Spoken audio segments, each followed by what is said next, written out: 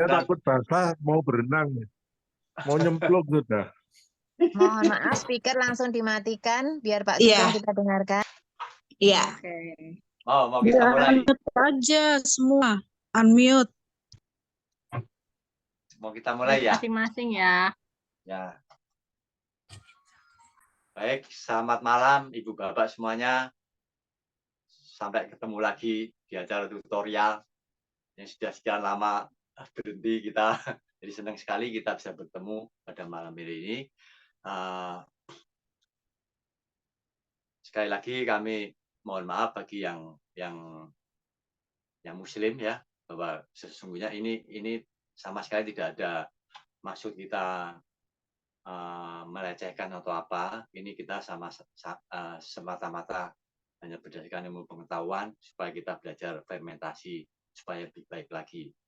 Jadi saya sengaja mau membahas fermentasi ini pada hari ini karena sebetulnya kita sudah cukup berpengalaman dalam fermentasi ekoenzim setelah sekitar 3 tahun ya. Jadi mungkin sudah tiba saatnya kita mulai belajar fermentasi lebih mendalam lagi. Jadi seperti tadi saya sudah singgung sama Bu Dr. Kumala bahwa fermentasi itu pada dasarnya berdasarkan sumber mikroorganisme dibagi menjadi dua. Ada dua, yaitu fermentasi spontan dan fermentasi menggunakan starter. Spontan itu adalah menggunakan mikroorganisme yang ada di alam semesta. Sedangkan yang pakai menggunakan starter, kita pakai biakan mikroorganisme tertentu. Sebetulnya nenek moyang kita sudah menjalankan fermentasi selama ribuan tahun itu menggunakan alamiah, yaitu tanpa starter atau spontan, fermentasi spontan. Itu yang dilakukan nenek moyang kita selama ribuan tahun. Nggak masalah sih. Jadi sudah ribuan tahun juga berlangsung dengan baik. Cuman setelah Louis Pasteur,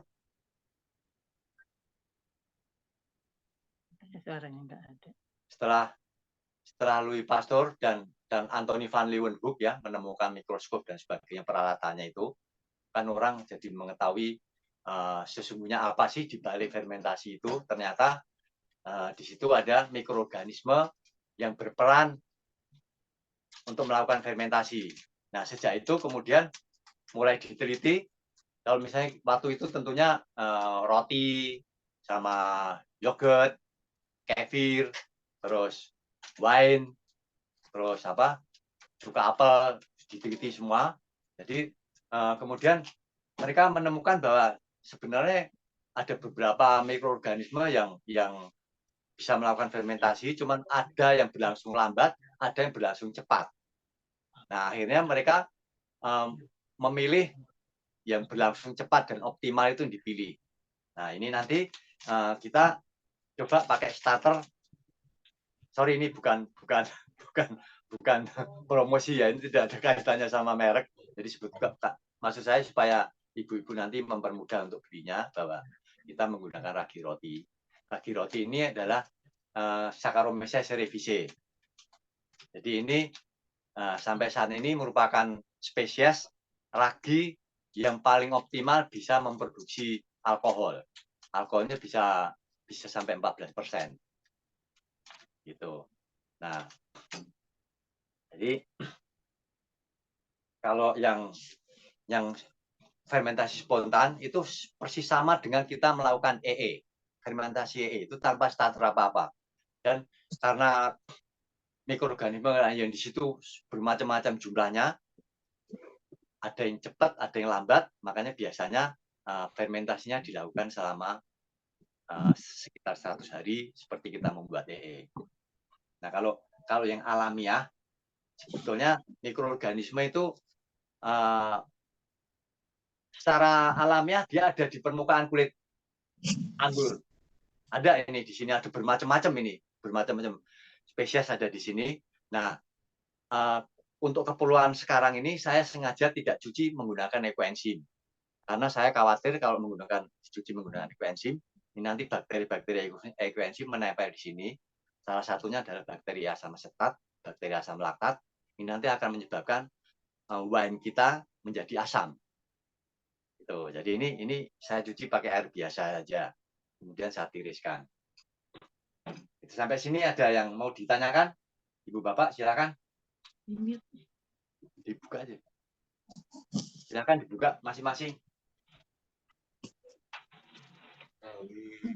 Dulu sekali marah 2 jam, sekarang udah 1 jam. Akterannya berapa ya Pak Sugeng? Apanya? Akterannya, resepnya. Oh ya nanti. Ibu.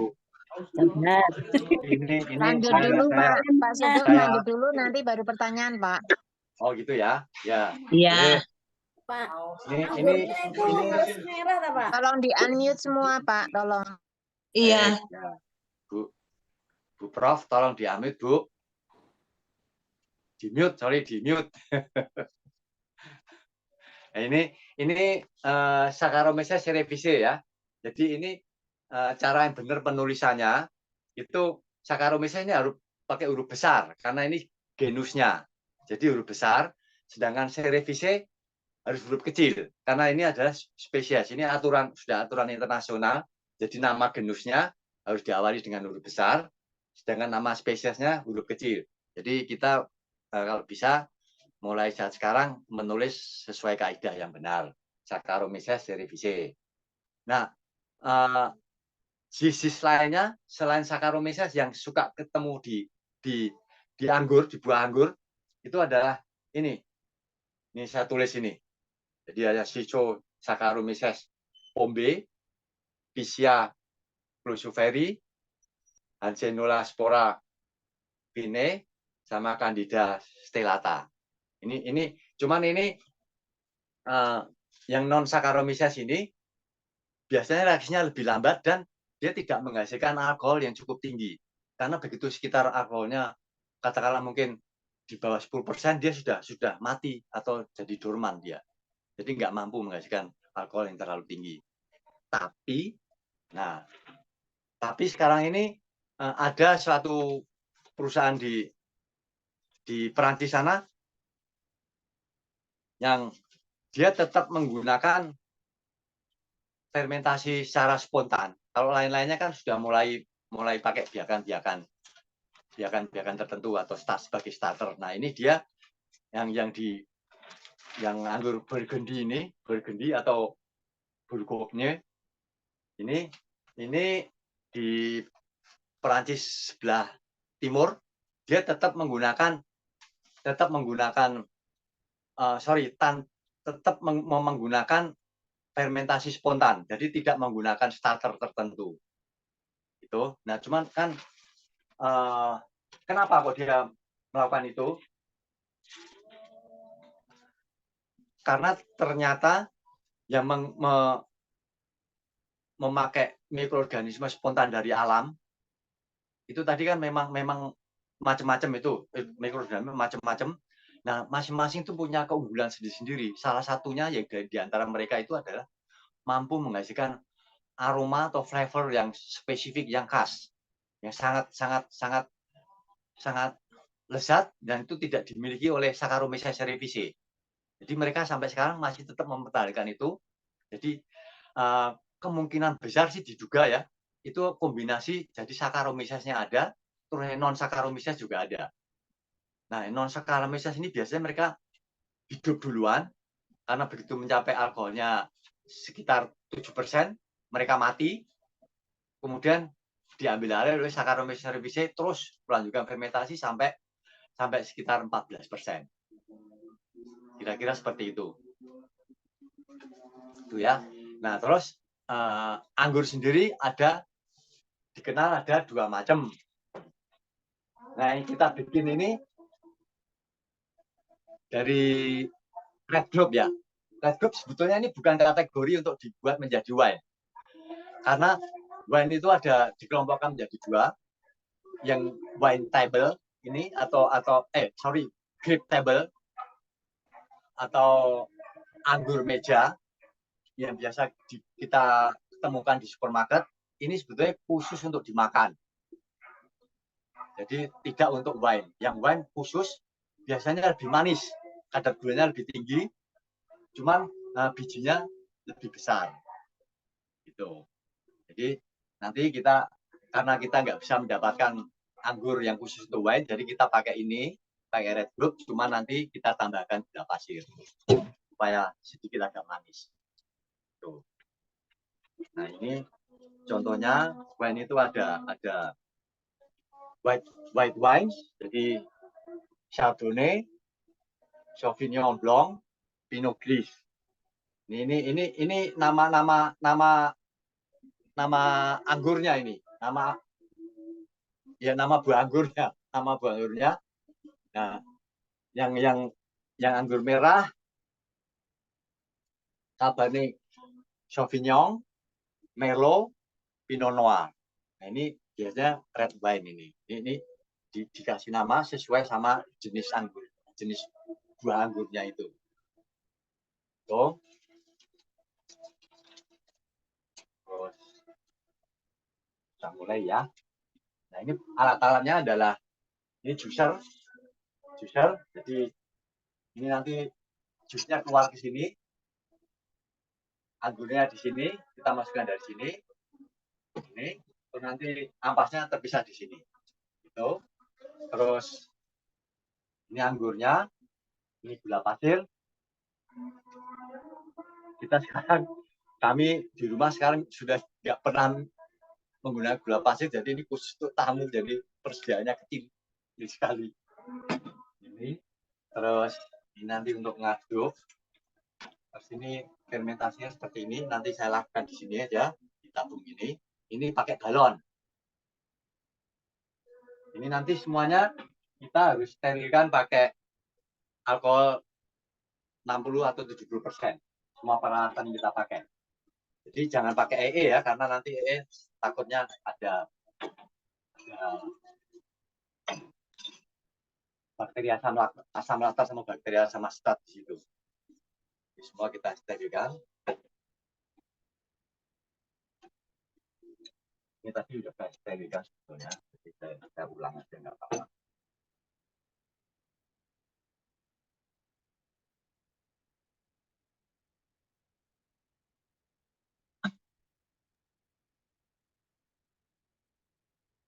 Pak, itu tadi anggurnya cukup dicuci dengan air biasa aja ya, Pak. Ya. Jadi Jadi jangan nggak pakai usah EE. khawatir ada pestisida dan sebagainya gitu ya. Nggak pakai direndam.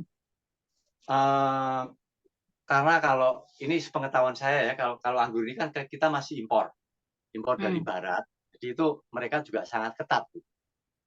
Jadi dia tidak mungkin pakai pestisida. Saya tahu persis itu karena itu waktu terutama di Australia, saya pikir di barat pun mungkin di Eropa, di Amerika sama. Jadi itu sangat ketat, mereka mengawasinya tidak boleh pakai pestisida. Jadi kalau misalnya mereka itu terserang oleh penyakit, itu hanya boleh pakai pestisida sebelum menjadi bunga. Jadi begitu sudah menjadi bunga, sama sekali tidak boleh disemprot pestisida. Jadi kalau toh memang sampai diserang penyakit, dia harus menggunakan lawan yang biologis.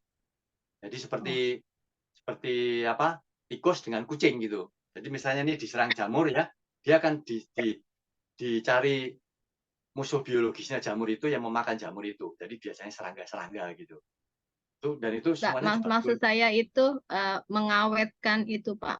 Kan pengiriman kan perlu waktu lama. Jadi misalnya dalam perjalanan untuk mengawetkan anggur supaya nggak cepat busuk itu loh maksud saya. Oh, oke. Kan biasanya kan dicelup dengan air cairan pengawet gitu kan, terus baru dikeringkan dia baru nanti dikemas. Kalau dari barat tidak, Bu. Oh, jadi enggak ya. Pengawetnya itu adalah gas SO2.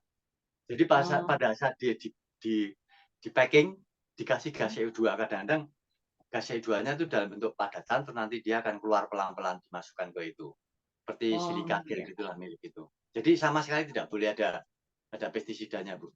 Tapi itu di barat ya. Makanya saya agak khawatir, maaf kalau di negara-negara tertentu kan ada yang ceroboh, seperti kita ada di video dicelup bahan kimia gitu kan. Itu kalau di barat nggak ada sih, Bu. Nggak ada sama sekali, itu larangan berat sekali. Berarti otomatis kalau gitu cuma cuci air biasa kita udah Ya, oke untuk dimakan ya Pak ya? ya, Nggak usah ya, kayak. ya, Oke baik. ya. Makasih Pak. Makanya ya maaf saja kalau saya terus terang kalau buah-buahan memang nyari yang impor dari barat. Bukannya kita mau sok-sokan ke barat-baratan, tapi ya dari segi keamanan. Itu Bu. Ya, jadi Oke baik. karena yang saya khawatirkan nggak pakai EE karena saya takut nanti bakteri asam asetat sama bakteri asam latan ikut masuk ke fermentasi ini, nanti wine kita jadi asam gitu. Ada lagi? Pak Boleh? Sugeng, Ya, Pak Enggak ada. Sugeng, Oke, makasih Pak. Pak Sugeng, ya. saya hanya mau koreksi, itu Ah, alkohol yang Bapak semprotkan itu sebenarnya bukan etanol, Pak, bukan alkohol, tapi itu adalah alkohol industri, Pak. Dan itu sebenarnya tidak boleh untuk apa? Untuk sterilisasi dalam bentuk makanan, Pak. Kalau misalnya sterilisasi untuk tangan atau apa, itu nggak apa-apa, Pak. Ini cuma koreksi ya, Pak. Maaf loh, Pak. ya, nggak apa-apa, nggak apa-apa. Ini alkohol ini titik didihnya sekitar 70 derajat. Jadi pada suhu kamar begini ini nggak lama dia sudah kering. Aman, Pak. Jadi saya pastikan ini sudah tidak ada alkoholnya lagi. Ini memang basah, tapi basahnya itu adalah bagian 30% dari airnya itu. Kan ini 70% kan? Rata-rata alkohol 70%. Jadi 30% kan air, 70% alkoholnya. Ini alkoholnya dia langsung menguap habisin. Gitu Pak Peter. Jadi kalau menurut saya sih nggak Baik, Pak. apa-apa Baik, pakai Pak. itu. Nggak masalah. Langsung kering kok dia. Langsung kering ini. Makanya kalau kita semprotkan ini, kita ke tangan kita ini kan terasa dingin kan? Dingin. Ini kenapa? Karena dia menguap. Jadi pada saat dia menguap, dia membutuhkan panas, panas diambil di kulit badan kita. Makanya kulit badan kita menjadi terasa dingin. Jadi sebetulnya dalam beberapa detik aja sini sudah kering kok Pak, nggak masalah. Nah secara kimia sendiri sebetulnya sama persis. Itu cuma kalau yang Pak Peter maksud itu dari etanol, sama-sama etanol, tapi dibuat dari singkong. Ada. Tapi itu secara kimia sama persis sama. Ada satu lagi memang etanol yang dibuat dari minyak bumi, turunan minyak bumi. Tapi sekarang memang kita sendiri kan nggak tahu ya ini dari singkong atau dari minyak bumi. Kan kalau kita beli alkohol biasanya ya sudah beli alkohol gitu aja. Tapi secara kimia itu nggak masalah sih. Dan itu nanti juga kering kok Pak, nggak apa-apa. Ada yang tanya kalau 96% bisa dipakai. Nah, kalau 96% itu terlalu cepat mengering. Boleh saja sih teman, terlalu cepat mengering sehingga dikhawatirkan nanti jadi kenapa kok alkohol itu bisa menjadi desinfektan? Jadi dia sebetulnya nanti kalau ada sel mikroorganisme kena alkohol, itu proteinnya akan mengalami denaturasi atau menggumpal, protein dari sel bakteri itu tadi. Nah, untuk menggumpalnya dia butuh waktu. Kalau kita pakai alkohol murni, katakanlah 96%, itu kan tadi seperti saya bilang bahwa itu titik didihnya rendah sekali, sehingga pada suhu kamar ini, begitu kita semprotkan, langsung kering. Jadi sel mikroorganismenya itu, yang sel bakteri ini tidak sempat menggumpal proteinnya. Itu Pak atau Bu tadi. Ya, gitu Bu ya. Jadi oleh sebab itu standar internasional dipakai minimal 60% alkohol. Karena supaya 60 atau 70. Jadi supaya ada waktu menguapnya tidak terlalu cepat sehingga protein sel yang tidak kita kehendaki langsung mengalami denaturasi. Ya. Sudah ya? Jelas ya? Kita mulai ya sekarang ya. Ini kita bikin jusnya.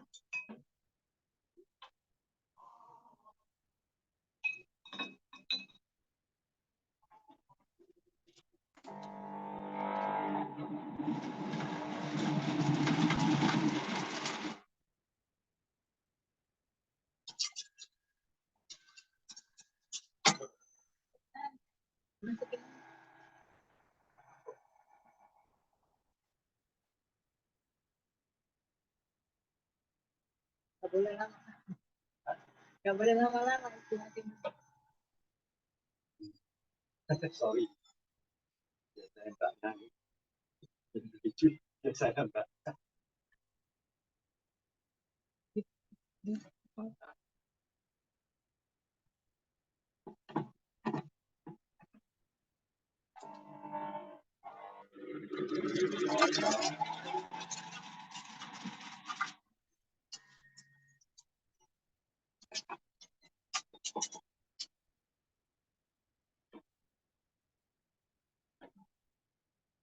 Jadi ini kita nggak pakai tambahan air ya, murni. Murni pakai jus ini. Berapa Karena kilo ada- itu, Pak? Kenapa? Berapa kilo? Tadi sekitar 1,5 kilo. Oh, Nggak tahu nih jadinya berapa mili ini. iya. 1 liter tuh, Pak ya. Kurang dari 1 liter kelihatannya. Iya, Ini iya. ada ukurannya kok.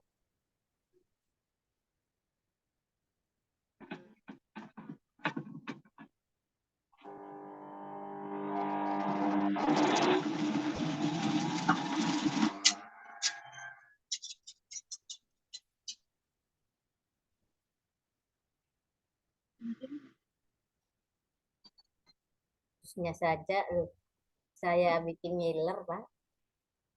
Kenapa? Nggak usah jadi wine, Pak. Hmm.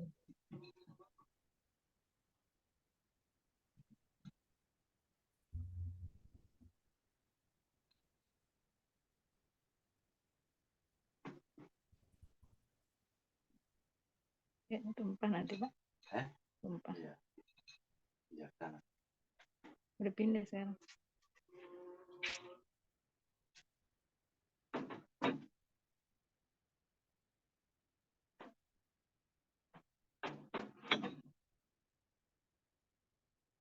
Ratus 500 mili.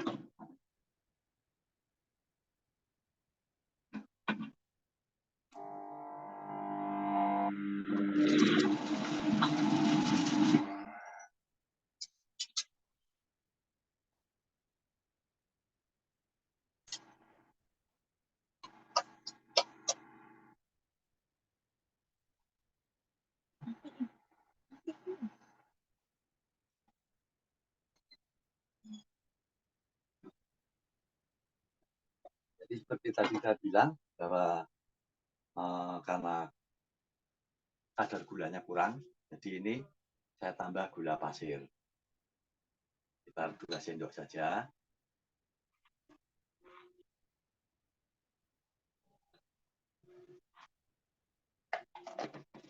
Supaya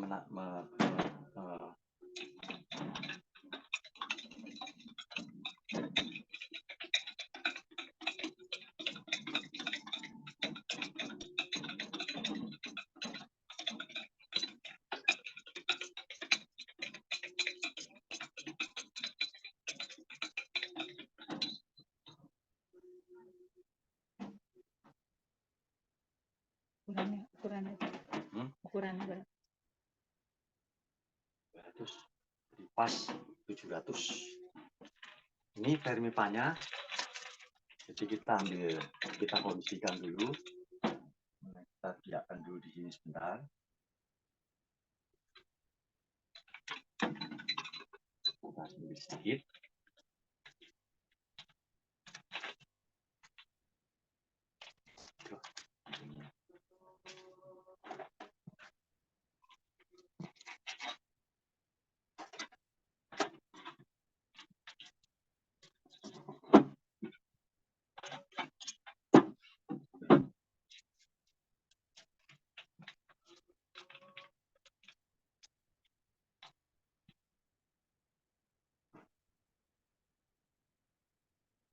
Jadi cukup ini kira-kira sepertiga sendok teh. Kita larutkan.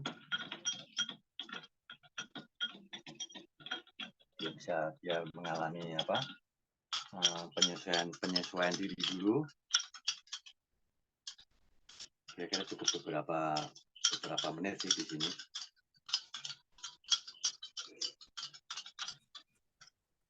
Itu pakai air biasa ya, Pak? Ini Encernya. tadi air dari jus ini. Oh, Ambil iya, dari iya, iya. air ini ya. Ini warnanya kan masih Yang udah dikasih gula. yang udah kasih gula ya. Saya ambil dari jus yang sudah saya kasih gula. Ini udah kita Kalau diamkan. tadi tambahin gula lagi boleh nggak, Pak? Boleh saja sih. Tergantung selera.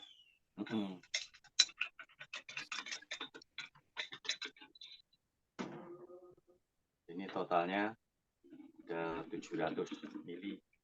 Jadi kira-kira separuh, 1,5 kilo jadinya 700 mili. Jadi kita aduk sambil nunggu itu.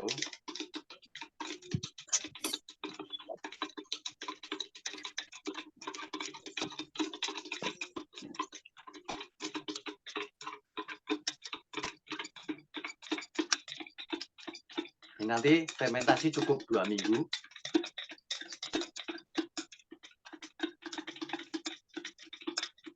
Maaf Pak, tadi itu di dalam botol ada apa aja ya? Di dalam botol ini? Ya campuran apa gitu? Ya nggak ada lah. Gula pasir, sama gula pasir aja. Nggak Oh ada gula apa-apa. pasir aja. Jadi Ya. jus tadi maaf soalnya saya baru ikut karena masih sama tamu. Jadi Ya. anggur ya di jus terus kasih Anggur gula kita pasir jus. gitu.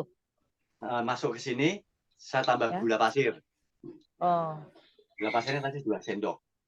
2 sendok ya. Terima kasih. Jadi gula pasir sekali lagi untuk menyesuaikan dengan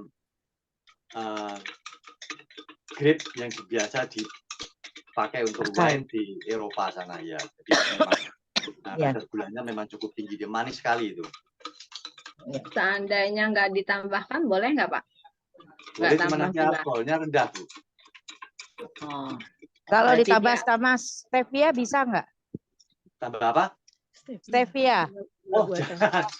Karena stevia kan bukan karbohidrat. Jadi ini difermentasi butuh karbohidrat, Bu. C6 H12O6 itu nanti jadinya jadi alkohol. Kalau stevia kan itu sama gula-gula sintetis, rasanya saja yang manis, tapi tidak ada kalorinya. Jadi padahal mikroorganisme itu raginya ini butuh kalori. Pak, Jadi cuma tadi anggur fermipannya ditambah butuh gula. berapa ya, Pak ya?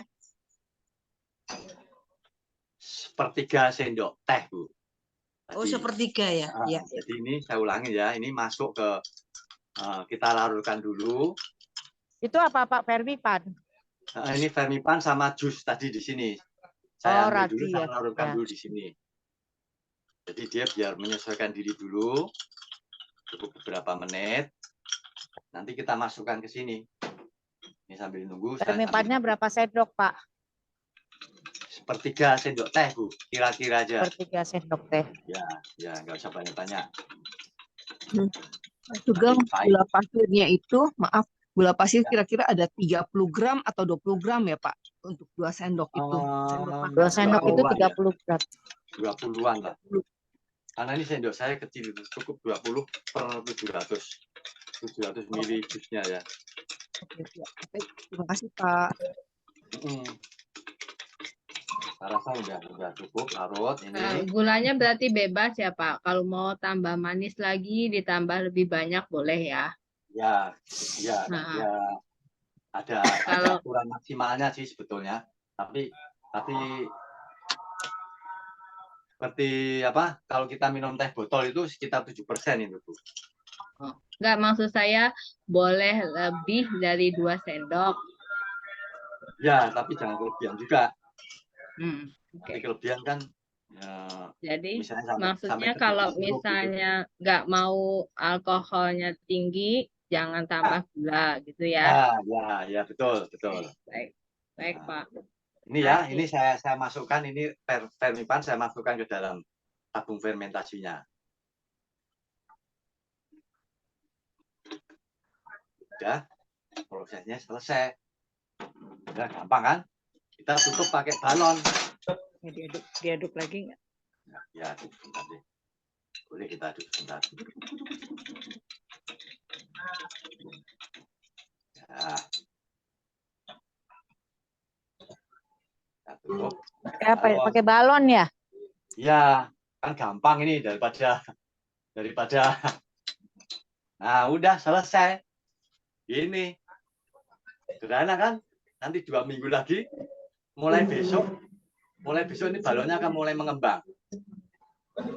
Nanti saya fotoin Itu ya. air Ya. air jus anggurnya itu berapa mililiter kira-kira, Pak? 700. 700. Tadi sudah saya ukur 700, Bu, ya. 700-an. Terus gulanya 2 sendok 2 kecil sendok. ya. 2 sendok kecil ya, sendok kecil. Pak, kalau gula diisi dengan madu bisa, Pak? Boleh, madu boleh. Pak, itu berarti nggak ada airnya sama sekali ya, Pak? Tapi jangan pakai air ya. Jadi ini saya ini mau mengajarkan apa yang dilakukan oleh orang-orang Eropa. Kita kembali ke basicnya awalnya. Nanti apanya? Aku mau ke atas. Layarnya Ini udah jelas, Bu, ya? hilang. Udah jelas ya, ini peralatannya ya. Iya. Jadi nanti kita Itu boleh jus berdiskusi ekstraktor. Saya pindah tempat ya. Di ini aja. Pak Sugeng pengen tanya dong, Pak Sugeng. Ya, Itu boleh. jus kan masih ada kulitnya ya, Pak ya. Kan ada kulitnya. Boleh nggak?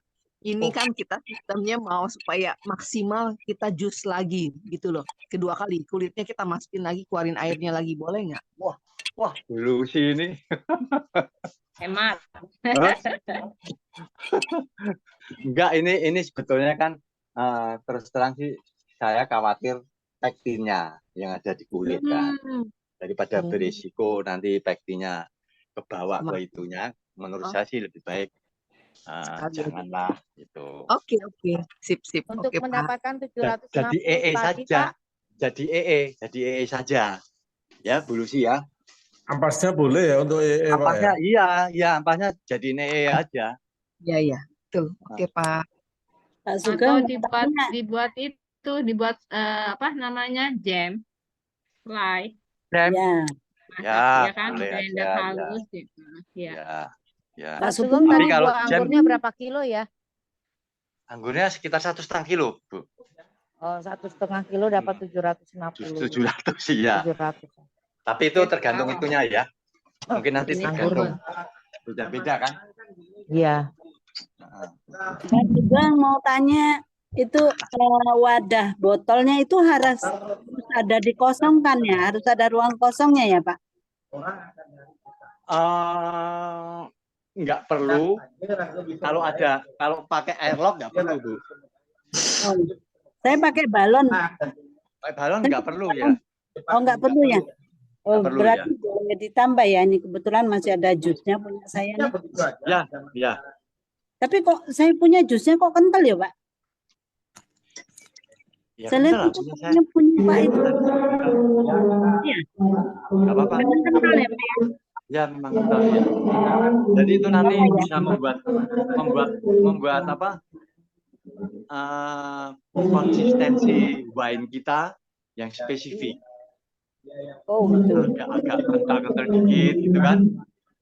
Jadi nanti Begitu ya. bisa lebih apa? Nggak terlalu encer gitulah. Pak, kalau botolnya yang botol bahan PC itu apakah boleh dipakai, Pak? Betul apa? Bahan PC. PC apa? PC Maaf. yang plastik PC itu loh, Pak. Yang Plastik. plastiknya bening. Polikarbonat. Iya, yang kayak Tupperware itu. Ya. Tupperware yang bening-bening itu. Bisa, cuman Bisa ya. pakai yang baru ya, Bu. Jangan pakai Ya, yang yang baru. recycle ya. Ya, Yang ya, baru. yang baru. Ya. Kalau Tupperware Jadi kan kalau- pasti biru, Pak. Ya, kalau baru itu saya pastikan biarpun plastik dia aman. Oh, oke. Nah, tapi kalau sudah lama itu nanti kan karena faktor ultraviolet, Ya, ya. jadi dia sudah nanti bisa terurai itu, Bu. Oh, oke. Ngerti. Nah, Oh, baik, Pak terima Sugeng, kasih Pak pengen Sugeng. tanya lagi, Pak. Ya, ya. Ini tadi Selama fermentasi 2 minggu itu kita taruh di suhu ruang gelap atau di meja aja bisa gitu Pak? ruang gelap, Ruang gelap. ya. Oke. Suhunya sih suhu kamar biasa nggak apa-apa. Yang baiknya suhu apa Pak? Tempat saya agak panas gitu. Di bawah suhunya di bawah 30-an lah, di bawah 30 karena kalau terlalu tinggi nanti alkoholnya menguap. Oh, I see. Okay. Sama senyawa-senyawa aromatis yang menyusun dia baunya yang khas itu. Biasanya kan itu terdiri dari tersusun atas dari senyawa-senyawa ester namanya. Ester ini titik didihnya lebih rendah lagi, lebih rendah dari alkohol. Jadi jangan maksimal 27 lah, 27 derajat gitu.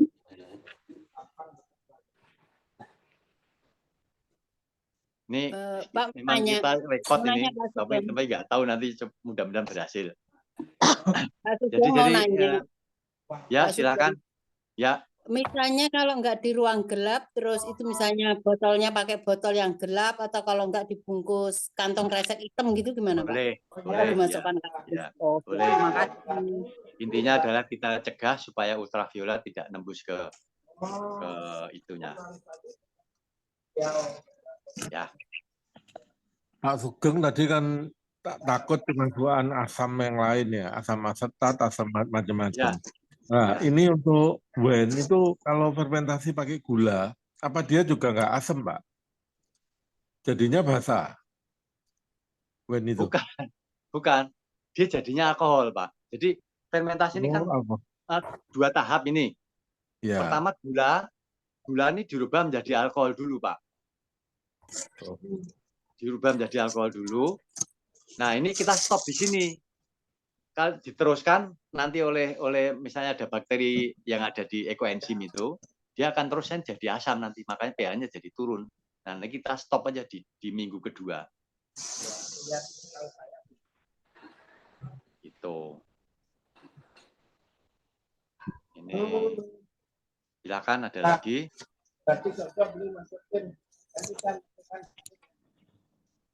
Pak Sugeng, saya nanya lagi nih, banyak nanya nih. Ya.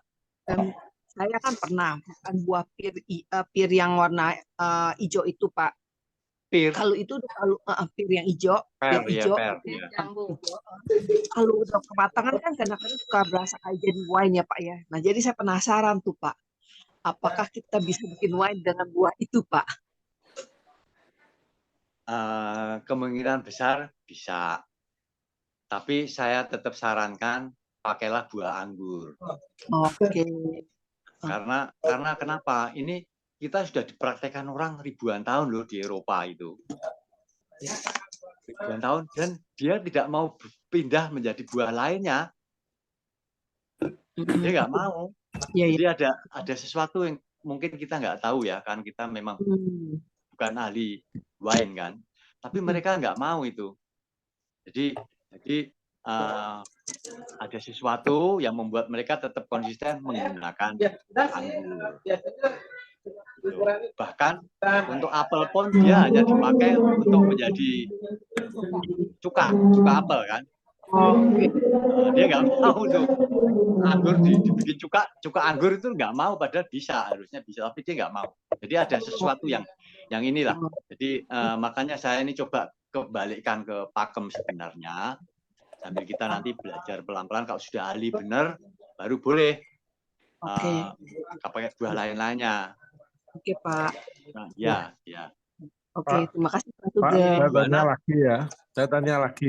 Pak, untuk wine ini, itu nggak bisa F2, Pak ya? Misalnya ada wine, sudah jadi, saya tambahkan jus anggur lagi, saya fermentasi lagi, bisa nggak jadi kelanjutan jadi F2 alkoholnya? Nggak lazim sih Pak. Ya itu nanti bisa juga, tapi ya terus dia jadi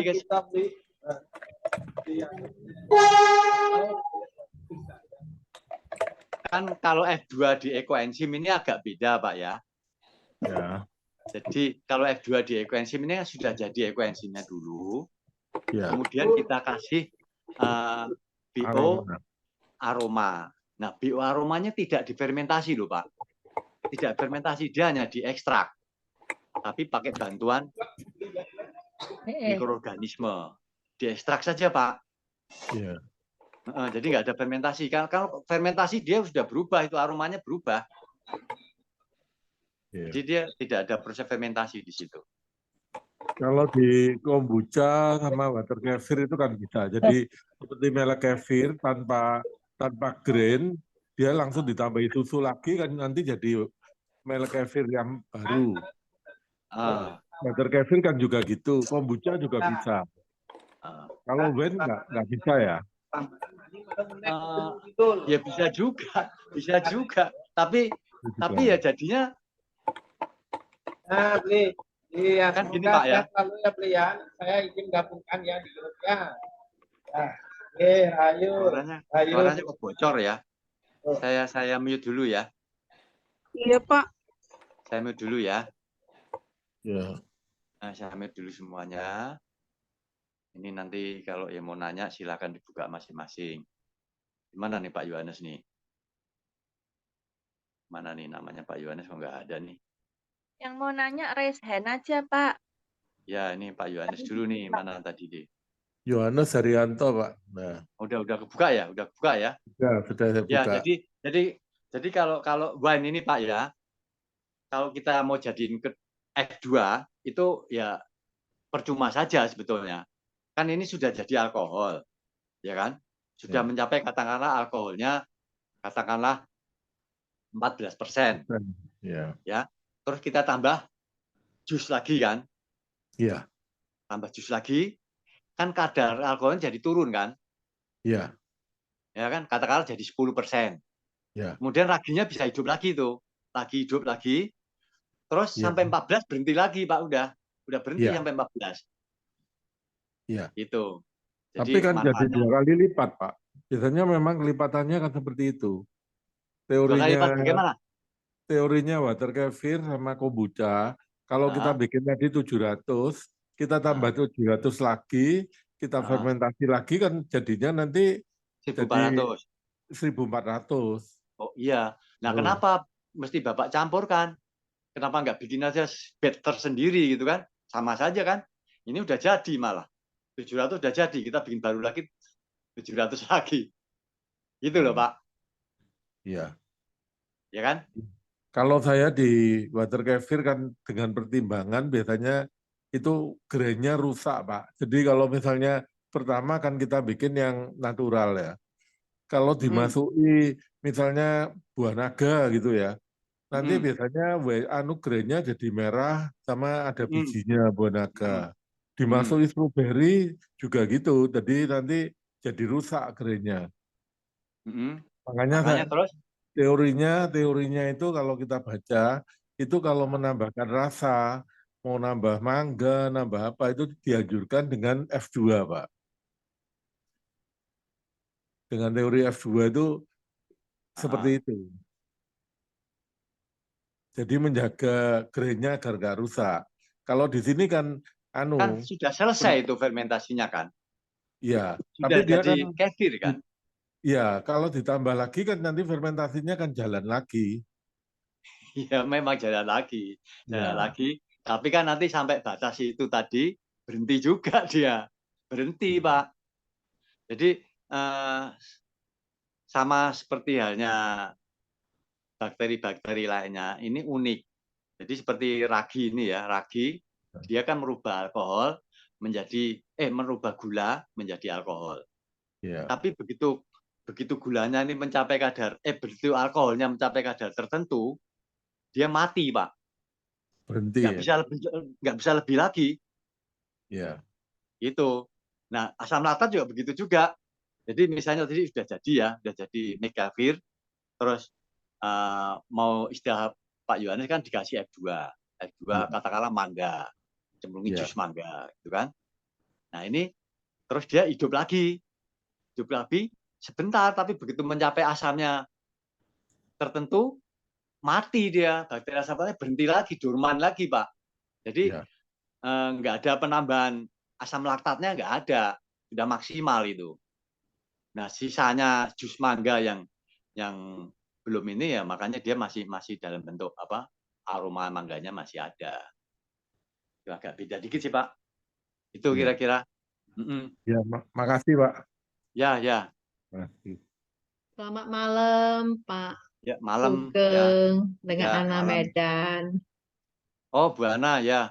Ya, Silakan Bu Ana. saya terlambat masuk ya, baru masuk 15 menit, jadi nggak dengar dari awal. Terus Oke. saya mau tanya mengenai ini kan nanti biji anggurnya sama kulitnya itu mesti dibuang ya. Ya, kita pisah ya. Nah, jadi Bisa. dalam proses pemisahan itu kita nggak perlu sangat steril. Kita punya tangan tuh sama alat-alat buatnya kan harus sangat steril. Jadi untuk buang kulitnya itu kita seduh dengan air panas atau bagaimana? Oh, kan ini tadi mesin juicernya kan sudah terpisah sendiri, Bu. Kita nggak Oh, perlu. maksudnya kita cuma pakai mesin Ambil juice. Jadi ambil ya jusnya aja. sarinya Ya, anggur aja. betul. Oh oke. Oh jadi itu pakai seperti kita biasa buat jus ya Kan gitu ada alat ya. itu, alat ya. Ya ada. Oh pakai Ya, itu ya. ya Oke pakai udah itu. ngerti. Ya. Oh jadi tidak berarti itu kalau pakai alat jus itu bukan cuma kulitnya aja yang terbuang, tetapi banyak juga ampas dagingnya itu juga ikut terbuang. Ya. Oh. Ya. Cuma 2 minggu ya Pak Sugeng fermentasinya. 2 minggu ya.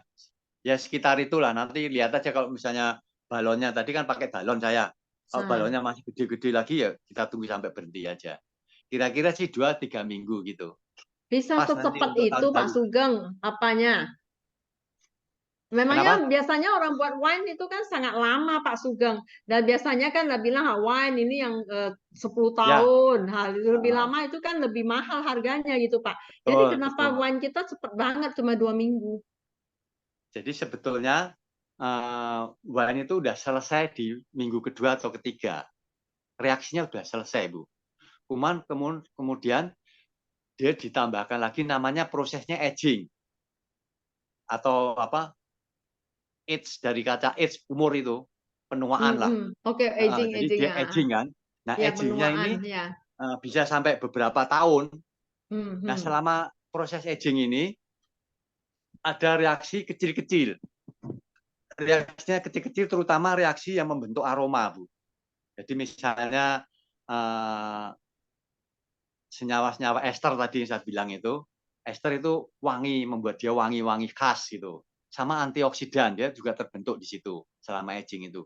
Tapi reaksinya pelan sekali, kecil sekali.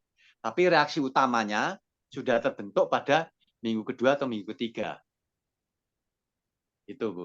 Jadi memang nanti kalau Ibu mau pakai itu minum minggu ketiga atau minggu kedua bisa. Cuman rasanya mungkin masih terlalu kasar lah ya, belum smooth gitu. Kalau nanti makin lama, simpan makin lama, agingnya makin lama, itu akan makin smooth. Dia tidak akan berubah jadi asam ya? Asal tertutup steril, Bu. Kalau misalnya tidak steril, bisa menjadi asam. Jadinya seperti ekoenzim itu. Ya iya Pak, itu yang saya khawatirkan. Ya. Karena dulu kan kayak mama saya, dia kan pasti buat arak tape ya untuk orang melahirkan. Nah itu kadang-kadang bisa asam gitu. Kadang-kadang manis banget. Itu pengaruhnya karena memang aerob sama anaerob aja ya? Ya. Bukan karena ada pengaruh ragi yang bagus atau apa, nggak ada ya? Atau kurang steril gitu? Enggak. Jadi tadi ini yang sebentar ini ada raise hand ini siapa nih? Silakan yang raise hand, silakan Bu.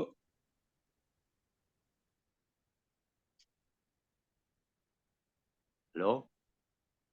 Yang raise hand siapa nih? Silakan. Oh Bu Ana ya sama Bu Rosalia. Iya Pak, tadi saya lagi tanya itu. Jadi makanya udah lewat 3 bulan, itu udah pasti tidak akan berubah jadi asam. Jadi ukuran sukses atau tidaknya justru lebih bagus lebih lama kalau dia berubah jadi asam. Tapi harus dalam keadaan tertutup ya nyimpennya ya, nggak boleh kebuka. Iya, harus tertutup ya, udah ngerti. Ya, Iya Pak Sugeng. Oke. ah, Makasih Pak Sugeng. ya. Silakan ada pertanyaan. Tadi ini ada beberapa ini. Pak, saya nanya lagi nih Pak. Setelah 2 Ya, minggu itu nanti balonnya kita angkat, kita tutup rapat kan ya Pak tetap ya? rapat ya, Gitu ya. ya, tetap rapat terus Nah, simpen. Mau oke. aging atau langsung diminum boleh, tapi Oh, masih agak kasar ya itunya. oke. Aromanya masih kurang bagus. Mau disimpan, Oke. simpan aja dalam keadaan Oke. tertutup. Tertutupnya nanti jangan lupa disterilkan dulu pakai alkohol ya. Oke. Nanti setelah kalau yang untuk rasa bagus kita tunggu berapa lama Pak? Dari setelah fermentasi itu 2 minggu. Setelah 2 minggu, Kita mungkin tunggu yang setahun, mungkin setahun setahun. kali. Lama Ya. banget Pak. Hah? Ya, mau 30 tahun juga boleh. Aku udah nenek-nenek Pak, 30 tahun. Sudah nggak Ya kan keren sabar ya, nanti. icip-icip. Nenek mabok. Jadi begitu aja Pak ya, 2 minggu kita simpen ya. Oke, Ya, baik ya, Pak kalau gitu ya, Pak. Makasih. Pak, nanya dong, kalau setelah 2 minggu kadar alkoholnya kan dapat 14% ya Pak ya? 2 minggu kan sekitar 14%, ya kan? Oke, kalau Nah, nanti kalau kita aging tadi proses aging ada penurunan sedikit, tapi nggak banyak, mungkin jadi 13,5 atau berapa. Oh, Gitu. oke. Karena apa? Karena alkohol, sebagian dari alkohol itu nanti akan bereaksi sama senyawa-senyawa lain yang ada di situ, membentuk aroma, sama membentuk antioksidan. Jadi kalau wine yang sudah lama itu, selain aromanya harum, lebih enak gitu ya, antioksidannya juga lebih banyak. Oke, apakah berlaku juga cara pembuatan wine ini untuk buah-buah yang lain, Pak? Fruit wine kita bikin gitu boleh nggak dengan teori yang sama seperti ini? Ya bisa juga, tapi sekali lagi saya tekankan bahwa orang Eropa itu tidak membuat wine dari buah lainnya. Jadi kalau menurut saya ya itu pasti ada alasan tertentu kan. Iya, make sense sih. Jadi nggak mau kok dia sama sekali pear saja dia nggak mau bikin itu. Pear, terus apel pun nggak dibikin kan. Gitu. Jadi ada juga fruit wine, Pak. Kenapa? Wine juga ada kayak fruit wine, ada ice wine, ada. Iya.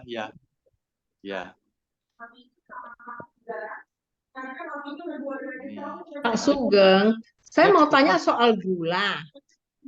Kalau gula Pak Sugeng itu kan Pak Sugeng kan ada bilang sama saya kalau di Eropa orang buat wine itu kan itu anggurnya anggur tertentu sehingga kita nggak perlu tambah gula kan gitu ya Pak ya. Jadi terus kan setiap orang yang di Zoom inilah kita bilang yang mau buat itu kan anggurnya itu beda-beda gitu loh. Jadi kita bagaimana tahu anggur yang kita beli ini harus kasih berapa banyak gulanya, terus anggur yang lain harus berapa banyak kadar gulanya gitu. Karena kebanyakan gula kan juga nggak bagus ya Pak ya. Sampai batas tertentu sih, makanya tadi saya sekitar 2 sendok, 3 sendok masih oke lah untuk sekitar 1 liter jusnya. Oh jadi maksudnya 1,5 kilo anggur itu tambah 2-3 sendok gula pasir aja Pak ya? Ya. Atau lebih baik tambah gula merah tebu gitu? Atau gula aren gitu boleh nggak? Boleh saja sih, boleh aja. Boleh, mau madu juga boleh, cuman nggak lazim aja. Jangan molase tapi ya. Iya, molase enggak lah, itu mana bisa makan itu, Pak. Anti molase sekarang. Oh, tadi kalau kita mau pakai gula aren atau gula merah tebu boleh ya, Pak ya? Boleh ya. Mungkin rasa jadi Pengaruhi beda warna kali enggak ya. nanti itu? Cuman nggak lazim karena itu nanti apa aromanya kan ada aroma tertentu ya. Iya, Itu beda. untuk orang itu yang sensitif ya tidak akan mau menerimanya. Tapi sekali lagi itu kan hanya soal selera. Seperti kita ketahui ya, anggur di Australia itu orang menanam anggur tuh dimulai sekitar sekitar abad ke-18. Jadi waktu itu dipanggil tuh orang-orang Prancis. Orang Prancis dipanggil ke Australia untuk nanam anggur, kemudian difermentasi menjadi wine. Ya kan? Sampai sekarang sudah sekian ratus tahun anggur Australia masih dianggap anggur kelas 2. Gitu. Jadi boleh saja Ibu mau nambah gula merah atau madu atau apa, itu silakan saja. Tapi sekali lagi itu nanti bagi orang-orang yang sensitif ya, itu dianggap mungkin kelas 3 atau kelas 4. Gitu, Bu. Jadi tetap pakai gula pasir. Di Eropa tetap pakai gula pasir ya. Gula Eropa kalau ada ya, jadi sebetulnya kalau kita membuat itu kan diukur dulu kadar gulanya berapa. Kita dibikin jus kan, diukur kadar gulanya berapa, terus kita mau kadar gulanya berapa sesuai target nanti mau berapa ininya, sama berapa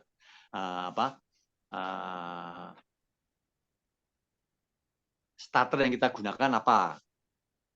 Gitu kan. Nah, saya maunya kadar gulanya katakanlah 20%. Nah, tinggal nambah gula pasir kekurangannya itu. Itu, Bu. Tapi kan kita ini tadi kan hanya bereksperimen saja. Jadi perkiraan saja saya tambah 2 sendok. Tadi 2 sendok gitu. Kalau mau jadiin champagne gimana, Pak? Beda lagi. Raginya gitu. ada yang beda atau raginya beda. Ada 2 tahap dia fermentasinya. kalau Pak Yohanes champagne 2 punya kali itu. tahapan Yohanes punya ya. fermentasinya. Nah, jadi setelah terbentuk wine ya, terus dikasih lagi fermentasi tahap kedua. Nah, ini mungkin F2-nya model sana nih. Nah, pada saat fermentasi kedua ini, CO2-nya tidak dibuang. CO2-nya tidak dibuang, dia dilarutkan ke dalam, ditutup rapat, jadi ikut larut ke dalam wine-nya itu.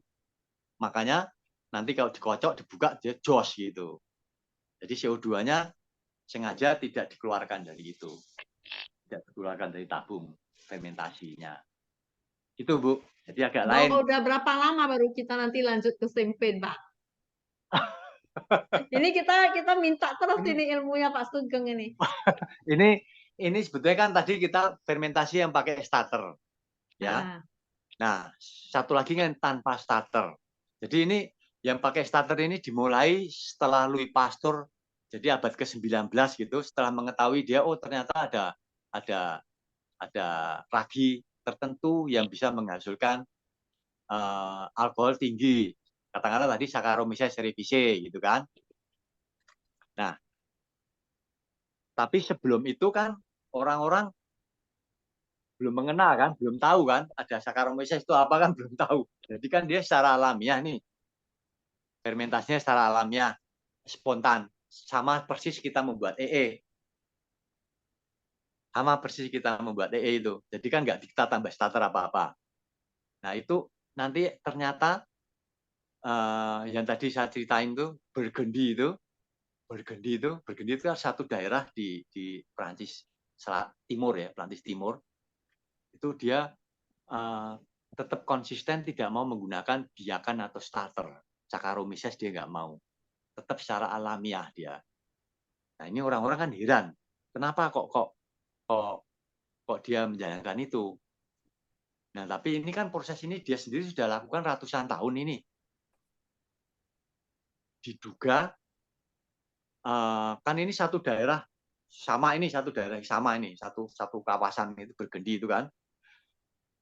Jadi di kawasan itu ini diduga di kawasan itu sudah mengandung ragi-ragi yang sudah itu juga. Jadi raginya sudah itu juga selama ratusan tahun dia hidup di alam sekitar situ. Sehingga pada saat kita membuat wine, nah ini ragi ini masuk ke dalam situ ada yang tertentu itu yang sudah tertentu itu tadi. Jadi nggak mungkin kecampur sama ragi-ragi tipe lain. Itu. Nah, nanti saya juga mau coba-coba seperti ini nih. Kita kan sudah pengalaman bikin EE, pakai reaksi fermentasi spontan. Nanti ke depannya kita bikin wine juga sama seperti tadi, cuman nggak pakai fermipan, pakai alamiah. Gitu. Cuman tidak sampai 100 hari. Kalau 100 hari nanti kan jadinya asem itu. Seperti kita membuat kan. Kita stop kira-kira 1 bulan. 1 bulan kita stop. Terus ini. Kita lihat nanti hasilnya seperti apa. Pak Sugeng Tuh. mau nanya lagi. Ya, Itu tadi berarti alat-alatnya semua disteril pakai alkohol ya, Pak? ya. Alkohol Terus 70%. 70% ya yang maaf itu. Pak, saya tadi agak terlambat. Nah, Terus apa buahnya itu dicuci biasa gitu saja, Pak? cuci biasa. Jangan pakai equenzim ya. Nyuci jangan Ya, pakai ya. equenzim. Nah, karena tadi itu kalau pakai equenzim nanti khawatirnya bakteri asam asetatnya ikut ke dalam situ. Ikut nanti wine Putus-putus, kita Pak. jadinya asem. Gimana, Pak, Pak? kalau Gimana? saya cuci buah anggurnya diseduh air panas boleh nggak, Pak? Jadi semua bakteri patogennya kan mati dulu gitu. Boleh nggak? Boleh aja. Boleh. Nggak pengaruh Tapi apa ya, Pak ya? jangan terlalu panas, nanti kan melonyot gitu. Kasihan di anggurnya. Oke, udah ngerti. Ya. Pak Sugeng, Ya. sorry. Kalau seandainya saya mau bikin ini ya white wine, jadi saya pakai anggur hijau aja langsung saya kasih ya Pak ya. Ya, hijau. Atau itu tadi apa? Ya kalau Ibu Warti jalan-jalan ke Eropa sana cari Chardonnay atau Sauvignon Blanc itu, itu jenis anggurnya. Tapi kan itu juga di sana juga nggak dijual di supermarket, yang dijual kan memang anggur table grape itu yang untuk kita makan sehari-hari itu. Iya, maksudnya biar jadi kalau pakai anggur hijau kan rasanya rada beda tuh yang sekarang kan pada Putih. garing. Jadinya, ya. Jadi Chardonnay itu juga hijau. Chardonnay itu hijau. Oke. Bukan putih. Hijau nanti jadinya memang putih. Iya. Ya. Pak, sebelumnya saya pernah ikut online semacam ini, itu kan dianjurkan nggak pakai fermipan, seperti yang saya beli yang Pak Sugeng bilang salah itu Pak. Itu bedanya apa dengan fermipan Pak? Itu kan di online itu buahnya anggur yang saya beli itu kan dari mana kemarin? Norway atau dari mana? Itu kan ada yes namanya yes raginya itu. Itu kan macam-macam Mbak. Nah itu bedanya apa? Kalau pakai ragi-ragi yang ada di online itu. Jadi ragi itu bahasa Inggrisnya yeast. Yes ya. Ya, yeast itu bahasa Inggrisnya. Nah, itu terdiri dari beberapa macam memang. Ada beberapa spesies kan. Tadi ada yang saya bilang Saccharomyces cerevisiae. Nah, Saccharomyces cerevisiae ini adalah sudah dimurnikan, dia betul-betul itu karena dia mampu menghasilkan alkohol paling tinggi. Sampai saat ini yang paling tinggi adalah Saccharomyces cerevisiae. Nah, biasanya ini dipakai untuk roti, pakai wine juga pakai itu Pak. Nah, kalau yang kemarin Pak Yohanes ambil itu kan, itu sebetulnya yeast tapi diperuntukkan untuk champagne kan. Ya, untuk ya, champagne. Jadi, itu tadi yang Bu Ana tanyakan itu khusus, itu beda lagi Pak. Itu nanti untuk tahap kedua F2-nya itu di mana dia difermentasi tetapi CO2-nya tidak dibuang, tetap ada di situ. Makanya kalau kita buka champagne itu cuk sos gitu. Kan itu Soalnya saat saya beli Pak, itu ternyata banyak sekali. Buatan mana rata-rata kan dari Eropa itu. Yes yang di dilihat ini pasaran. aja Saccharomyces Pak. Saccharomyces cerevisiae itu aja. Asal itu ya udah sama. Iya. Saccharomyces cerevisiae gitu. Ya, makasih Pak. Ya. Pak Sugeng, saya hanya mau share pengalaman. Ya. Jadi kalau misalnya Pak Sugeng katakan kita fermentasinya spontan, itu kalau misalnya lewat daripada 3 minggu, itu cenderungnya asam, Pak. Jadi Iya, makanya saya tetap kepada teori yang pembentukan alkohol tetap harus di 14 hari, Pak, maksimal, Pak. Karena setelah 14 hari itu pengalaman saya, Pak, ya, itu cenderung nanti menuju ke asam, Pak. Ini aja. Terima kasih, Pak. ya, jadi gini ya. Kalau secara fermentasi secara spontan, namanya juga spontan kan, itu kita nggak tahu apa mikroorganisme yang ada di situ. Kemungkinan ada Saccharomyces-nya, kemudian ada yeast Saccharomyces. Seperti tadi saya bilang, yang paling tinggi kadar alkoholnya adalah Saccharomyces. Nah, tapi kalau kebetulan nanti ada yang non Saccharomyces ikut tumbuh, itu biarpun sampai katakanlah 2 minggu, itu kadar alkoholnya terlalu kecil. Nah, ini siasati pada seorang bikin burgundy itu, kemungkinannya adalah digabung.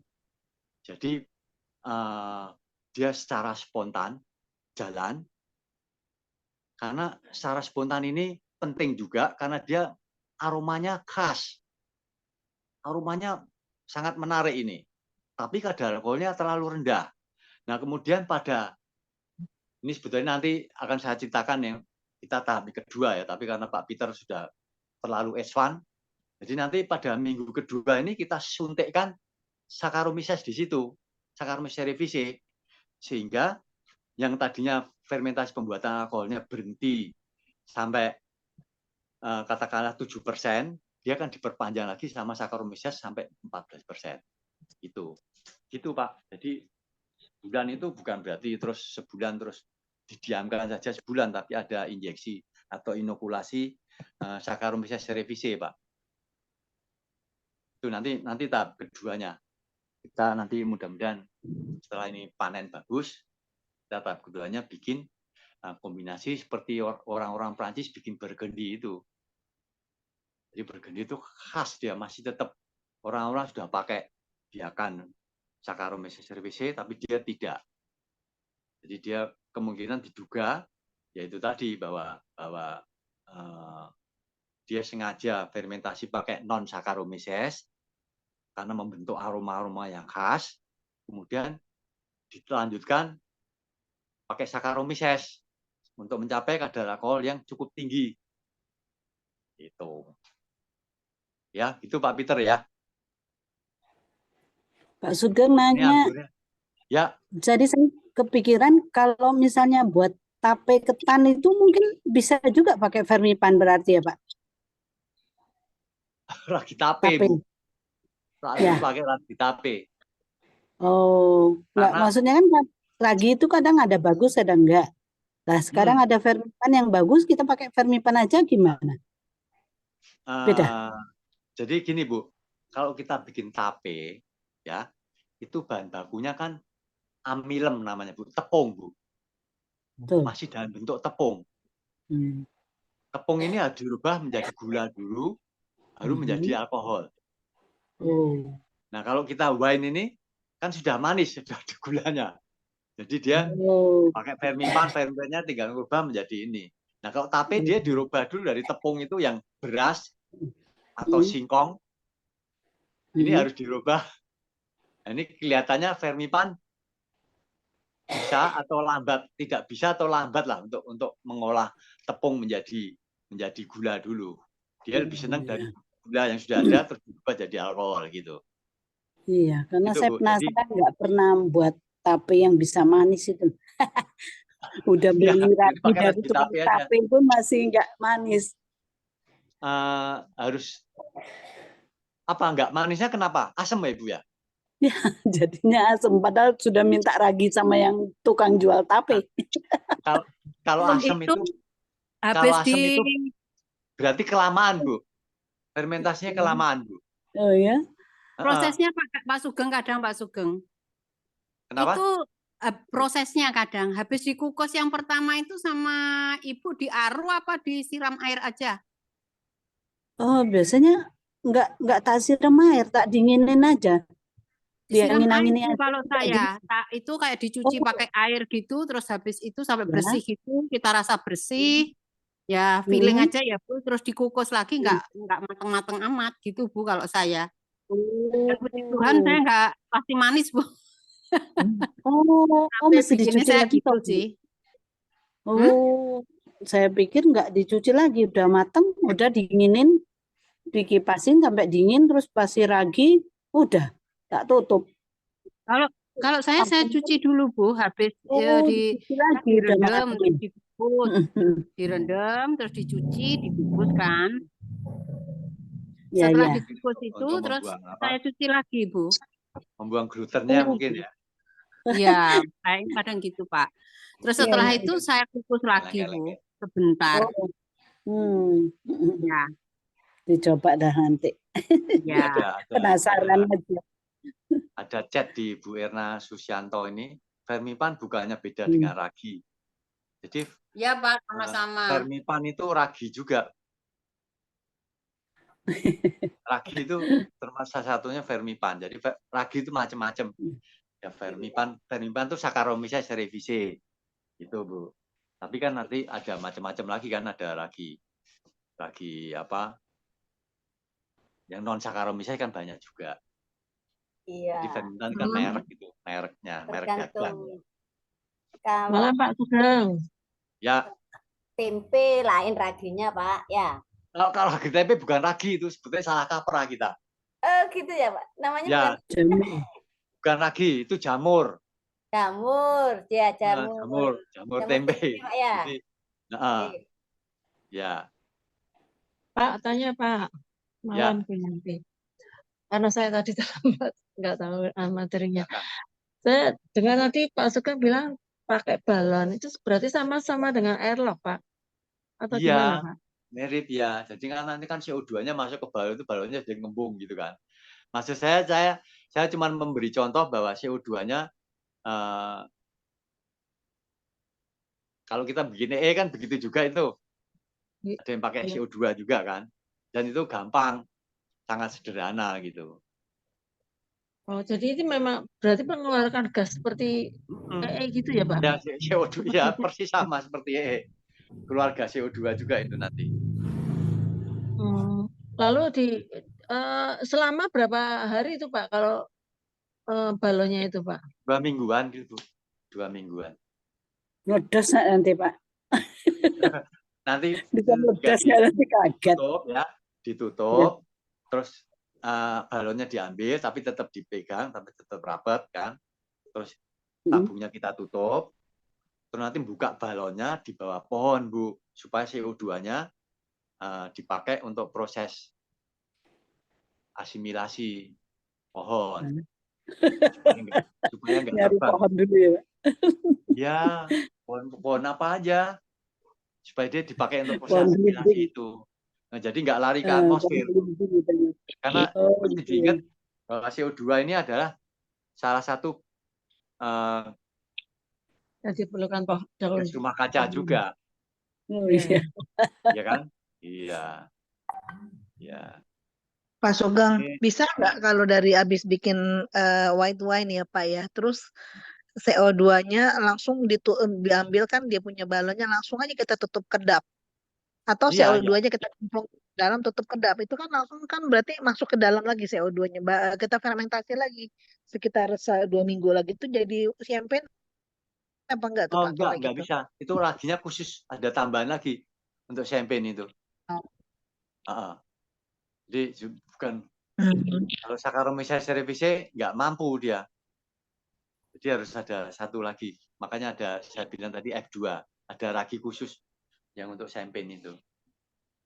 Langsung nanti aja kalau 2 minggu itu ragi yang saya beli itu Pak ya? Iya, yang Pak Yohanes beli itu. Ya. di-share dong Pak Yohanes yang mana raginya? Ada rekamannya Pak. Ada rekamannya Pak Sugeng. Pak Sugeng. Ya. Ada rekamannya ya, karena saya tadi ketinggalan Pak. Iya, ya. Ini coba kami rekam sih. Ya, nanti saya minta ya Pak. Ya, mudah mudah-mudahan nggak terjadi itu, nggak terjadi kesalahan teknis. Terima kasih sebelumnya. Ini Pak Isan, Ya, Bu Janti, kalau yang hasil Pak Iksan. ya silakan Pak. itu kalau yang hasil wine-nya berarti nanti ada endapan juga Pak. Kayak Akan gini apa? gitu. Bawahnya ada endapan gitu Pak.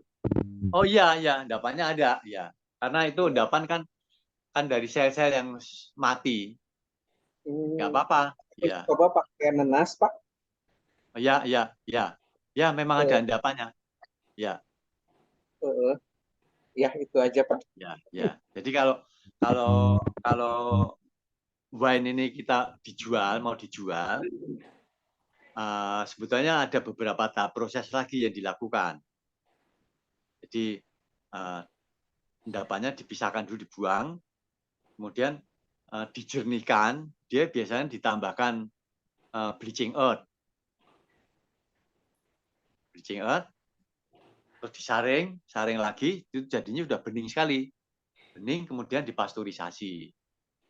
Jadi sehingga mikroorganismenya mati kan. Kalau enggak dia masih hidup lagi, nanti ngendap lagi, ada endapan lagi seperti EE kita. Jadi EE kita ini kalau kita perhatikan, kita udah pindah botol, kira-kira 2 minggu lagi ada endapan lagi, kita pisahkan lagi, pindah lagi, ada lagi. Jadi sebetulnya itu karena sel-sel yang mati terus selalu ada, sama beberapa protein yang ikut mengendap. Itu Pak Isan ya. Jadi nanti tetap ada endapannya. Kecuali kita pasteurisasi. Vermipan yang sudah pernah dibuka gitu dipakai lagi bisa Pak? Kalau sekarang ini pakai seperti saya ini ya, kan tadi pakai cuma sedikit kan, itu ditutup rapat saja terus disimpan yang jangan sampai kena udara. Simpan di tupperware kecil Bu, masukin Ya, di boleh. freezer Ya. kalau saya. Kulkas saja. Ya, di freezer kalau saya Pak, jadi lebih aman, lebih awet sih. Oh, masih bisa ya. Pak Sugeng, Masih bisa itu tadi prosesnya kan 2 minggu ya. Sekitar Saya 2 sih minggu masih ya. belum mudeng. Ya, 2 minggu. Jadi kan kita kan tadi taruh balon ya. Berarti kalau misalnya udah selesai, kita panen. Kalau biasa EE kan kita panen kan ada ampasnya kan. Karena ini kan berupa sari buah anggur. Berarti kan cair semua. Jadi panennya itu berarti kita cuma melepas balon, kemudian kita tutup lagi. Atau tadi Pak Sugeng bilang dia harus dipasteurisasi dulu. Gitu kah? Atau gimana? Kalau mau diperjualbelikan, iya Bu. Jadi kenapa kok dipasteurisasi? Supaya nggak ada alkohol lagi ya? Supaya raginya nggak hidup lagi. Oh, jadi caranya langsung di ini aja, kayak kita rebus air gitu, Pak? Pasteurisasi kayak kita ini. Jadi kita ngerebus air di dandang gitu. Terus tadi itunya dicemplungin aja ke situ. Jadi kayak apa ya? Penangas air gitu. Oh, jadi sama botol-botolnya itu dipanaskan gitu kah? Gitu. Cuma ya. Cuman kan kalau pasteurisasi kan cukup sekitar 75 derajat itu. Jangan terlalu tinggi. Berapa lama? Cukup beberapa menit gitu. Cukup beberapa menit. Terus kalau misalnya kita simpan juga harus kita pasteurisasi atau nggak usah? Nggak usah, supaya dia tetap hidup. Tetap hidup terus itu, reaksinya terus jalan terus, Bu. Pak, Berarti ini tambah asam terus ya, Pak? Kalau dibuka, Pak, seperti wine itu kalau jadi buka, nanti kan jadinya rusak jadi asam, Pak. Asam, itu supaya enggak jadi asam gimana? Supaya Bapak tadi kan prosesnya 2 minggu diberhentikan, ditutup rapat ya. Tapi nanti kalau kita sudah minum, misalnya jadinya 1 liter, kita minum cuma 200 cc atau 100 cc, yang sisanya itu nanti kan Pak, bahaya untuk jadi asam, Pak. Seperti wine itu. Iya. Kalau nggak habis, dia rusak. Ya nanti dipindah ke botol kecil aja. Yang penuh-penuh gitu. Seperti kita nyimpen EE itulah, sama. Tahu disimpan di kulkas, Pak? Didinginkan? Iya, betul. Tetap sih Bu, tetap hidup itu nanti. Jadi Oh, memang di kulkas begitu bisa kebuka tetap ya, hidup. begitu kebuka itu nanti bakteri asam asetat bisa masuk ke situ. Seperti Oh, wen itu Bu, wen itu kalau Ya, dibuka nggak habis rusak Bu, jadi ya, asam. ya ya. ekoenzim kita juga begitu kan. Begitu kebuka ya nanti keluar jamur Petera itu kan. Nah, jadi sebaiknya nanti disimpan ke botol kecil-kecil yang sekali buka, sekali minum aja Pak, habisin gitu. Tuh. Berarti Nanti lebih kan enak kalau panen gini Pak ya, misalnya bikin 1 liter, dijadikan misalnya 100 cc-an botol kecil-kecil gitu, itu sekali minum gitu ya. Daripada 1 liter ya, nanti diambil ya, 100 cc jadi ya, masalah. ya. Lebih baik dikecilkan misalnya 200 cc-an gitu. Ya itu kalau sarannya Bu Erna nih panggil saya aja Pak, nanti kita minum bareng-bareng. Begitu. Saya mau Pak. Betul. Sip, tos bersama Sip, ya. betul tuh Pak Tos Sugeng. langsung. Iyalah. Saya mau Pak. Sugeng, Pak Ya. Sugeng, tolong Ya. tanya. Itu tadi kan untuk menjernihkannya kan dikasih bleaching earth ya. Bleaching earth ya. Ya, itu bisa memang bisa dikonsumsi ya bleaching earth. Kan nanti disaring Bu.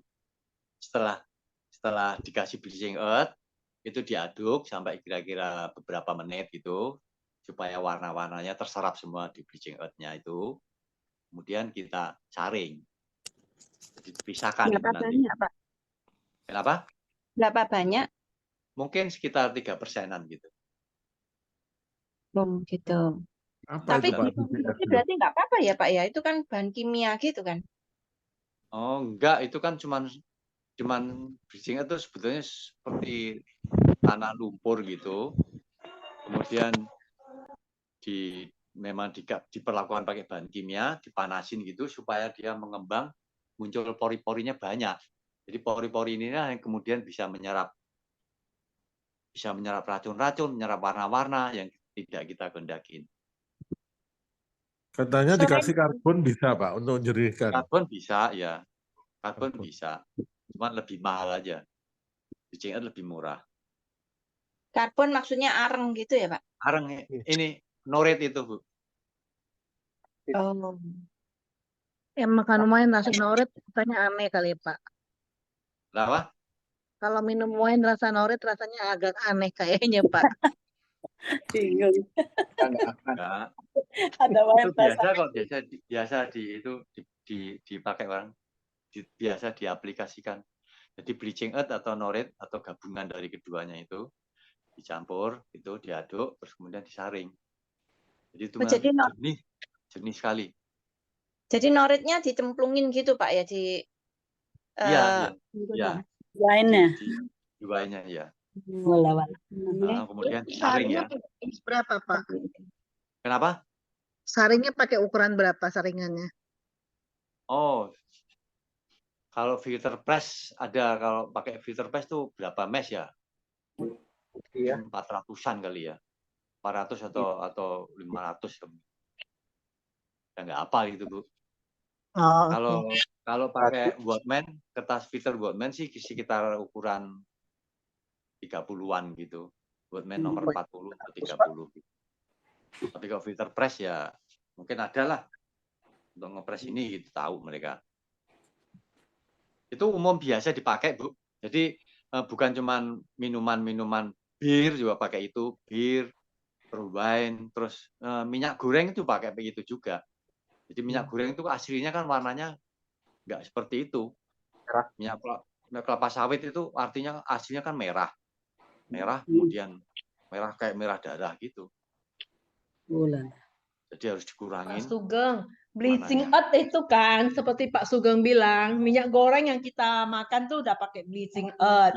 Ya. Banyak sekali pakai bleaching earth. Sebenarnya itu boleh banyak makan itu bleaching earth, apa diterima tubuh kita. Kalau maksudnya dalam dosis yang udah overdosis itu bisa menyebabkan misalnya inilah resiko kena kanker atau apa gitu. Karena memang hampir banyak sekali ya bleaching earth dipakai gitu loh. Pakai banyak ya. Minyak sayur tuh pakai itu. Iya, semua banyak bleaching earth udah pasti dipakai gitu. Ya. Sebenarnya apa aja sih kandungan bleaching earth itu dan resikonya terhadap kesehatan apa aja Pak Sugeng? Jadi Kelapa bleaching earth itu berduri. sebetulnya sejenis lumpur atau tanah gitu ya. Kemudian memang dia dikasih semacam asam sulfat atau apa gitu. Kemudian dipanaskan pada suhu tinggi sehingga dia kering gitu. Kering terus timbul pori-pori di dalamnya itu. Nah, pori-pori inilah yang bisa menyerap. Justru dia bisa dipercaya dia bisa menyerap racun-racun yang ada di minyak atau di cairan-cairan apapun gitu. Oh, Nanti justru berguna. hasilnya malah bisa bening. Berfungsi membersihkan, penyaring lah ya jadinya ya. Ya, jadi kayak filter jadinya. Iya betul. Bukan kayak filter, jadi dia menyerap, menyedot kotoran-kotoran dulu, baru kemudian difilter gitu Bu. Diabsorbnya gitu ya. Absorb ya, diabsorb ya, ya. Cuman yang diabsorbnya kan nggak mungkin kotoran aja Pak Sugeng, mungkin semua apa mineral yang bagus atau apa semua kan ikut diabsorb gitu loh Pak Sugeng. Jadi hasilnya ya nggak ada kandungan yang nilainya bagus lagi gitu. Apa bisa begitu Pak Sugeng? Ya memang itu efek sampingnya seperti itu. Jadi memang dia nggak bisa milih-milih kan, sedot ya sedot semuanya apa yang ada disedot gitu kan. Kecuali hidung kita nih. Hidung kita nih istimewa nih. Jadi biarpun udara ini ada oksigen, ada CO2, ada nitrogen, yang disedot cuma oksigen doang. Ayo, keren itu, keren kan? Itu hebat ya. Itu makanya kita harus syukuri itu. Hebat. Meditasi kita syukuri tiap hari itu kita bersyukur itu. Coba kalau zat lemasnya, nitrogennya masuk ke sedot, kita lemes kita, teler kita, pingsan. Pak Sugeng dikasih bleaching earth-nya direndam berapa lama Pak Sugeng? Tergantung tingkat kotorannya sih Bu. Kira cukup beberapa menit sih. Mungkin sampai 5-15 menit gitu. Suhunya juga suhunya juga bervariasi sih. Bisa sampai ada sampai 50 derajat, ada sampai tergantung macam-macam sih Bu. Tergantung medianya itu. Ya. Pak Sugeng, saya kepikiran tadi untuk mensterilkan alat-alatnya. Pikir kalau memang yang kurang sreg pakai alkohol tadi mungkin bisa disterilkan pakai untuk steril botol susunya bayi. Boleh panas boleh ya. Ya boleh saja ya. Bisa kering juga itu kan. Ya. Cuman saya ingatkan sekali lagi bahwa walaupun itu pakai alkohol, saya pastikan itu aman karena alkoholnya langsung kering kok itu. Lebih praktis juga. Lebih praktis sih Pak, masih juga ya. Pak Sugeng apa lebih baik itu pakai wadah yang warnanya gelap? Iya sih. Cuman kan nanti tinggal saya kerudungin aja itu. Saya kerudungin tas kresek. Ya kan Bu? Ini punya Pak Sugeng, tak kasih dalam kotak bekas mobil. Iya betul. Keren sedikit. Kerudungnya keren Pak. Iya. Ya sama cemplungin ke situ ya. Itu. Bagus. Itu hadiah tadi Bu. Enggak, yang saya buat bareng Pak Sugeng tadi. Oh. Ya. Ini tadi yang ini karena saya nggak punya botol gelap juga, botol kacanya nggak ada, jadi saya pakai botol PC-nya Tupperware. Oh ya. Jadi supaya gelap, ini ada. Masukkan ke situ. Ya. Nanti saya juga akan begitu. Tak masuk. Ya, bagus. Botol plastik boleh ya Pak ya? Yang boleh baru tapi baru. Yang baru ya. Yang baru. Ya. Pakai yang PC Bu, tapi bukan yang plastik biasa, yang PC. PC boleh. Ini juga masker kita nih apa? Itu juga boleh. Oh, boleh juga ya, Pak ya. Boleh, ya, ya. Keren Bu Juni langsung praktek. Iya. Nanti kalau enggak lupa, maklum faktor umur. Kalau enggak langsung praktek lupa, terus males ya, bawaannya males terus enggak jadi praktek-praktek. Nah, ini dikasih tadi. Pak Sugeng, berarti kalau bikin CE itu pakai botol plastik juga boleh ya, Pak? Ya, tapi baru ya, Bu Yang ya. baru ya. Yang baru Iya, ya, jangan jangan Nah, yang ini pakai dikasih sudah terlalu tadi. lama. Ya. Ya, ada lagi? Ya. Loh Bu Juni itu kok ditutup total gitu? Kenapa? Besok mengembang. Oh, enggak, ini yang sudah jadi tadi saya dikasih sama yang jual Oh, anggur. yang dikasih ya. Ya. Jual anggur malah dibonusin wine untuk yang anggur. Saya Loh juga enggak, yang bingung. masuk kota itu kan besok ini Bu. Besok kan udaranya keluar. Iya, tapi kan Balonnya. kan ada balonnya. Balonnya saya buka, tutupnya enggak tak Oh iya, tutup. dibuka. Ya. Iya, buka aja. Pak Sugeng nanya ya Pak. Ya. Silakan. Kalau nggak pakai balon kenapa Pak? Bisa meledak? Ya kan dia keluar CO2, Bu. Boleh pakai itu apa? Airlock juga boleh. Kalau kita pakai toples buatnya, nggak pakai botol, ditutup rapat gitu, dia akan ada keluar, memang ada aroma yang keluar kayak aroma arak gitu yang keluar dari sela-sela tutupnya. Meskipun kita udah rapat ya tutupnya itu nggak usah pakai balon-balonan, nggak apa-apa kan Pak, nggak meledak, nggak keluar gas-gas tuh nggak kelihatan, cuman memang kelihatan waktu fermentasi itu ada buih-buihnya aja gitu. Iya. Boleh Ya, nggak takutnya kalau nggak pakai balon? Balon kan itu juga kita mesti sterilkan dalamnya juga, baunya juga Iya. nggak enak ya, bau karet. pakai airlock yang biasa kita pakai itu, Bu. Cuman tadi kan saya tunjukin yang sederhana biar gampang gitu. Yang Pakai saya airlock? buat, itu yang kemarin saya buat itu nggak pakai airlock, nggak pakai balon, tapi pakai toples kaca ditutup kedap gitu. Nah, yang satu itu nggak tahu kenapa bisa ada jamur, yang 2 botol tuh baik, nggak apa-apa. Cuma memang nggak pakai ini, nggak keluar gas-gas apa gitu. Memang kalau kita dekatkan itu kita mencium ada aroma arak gitu ya. Tapi itu pun nggak disuruh disimpan ditutup pakai kain hitam atau plastik hitam, enggak tuh, cuma di ruang sejuk aja gitu. Nggak apa-apa Pak. Iya, jadi Beda lagi sebetulnya nih teorinya, karena saya juga bingung. ini kan ada fermentasi kan, Bu, Dok. Jadi Iya. fermentasi ini kan dilakukan oleh mikroorganisme kan. Nah, kalau ada ultraviolet itu dia akan terganggu nanti, kehidupan si mikroorganismenya ini akan terganggu. Jadi sebaiknya sih kita tutup pakai yang gelap. Ya seperti itulah, ultraviolet kan memang sangat mengganggu itu.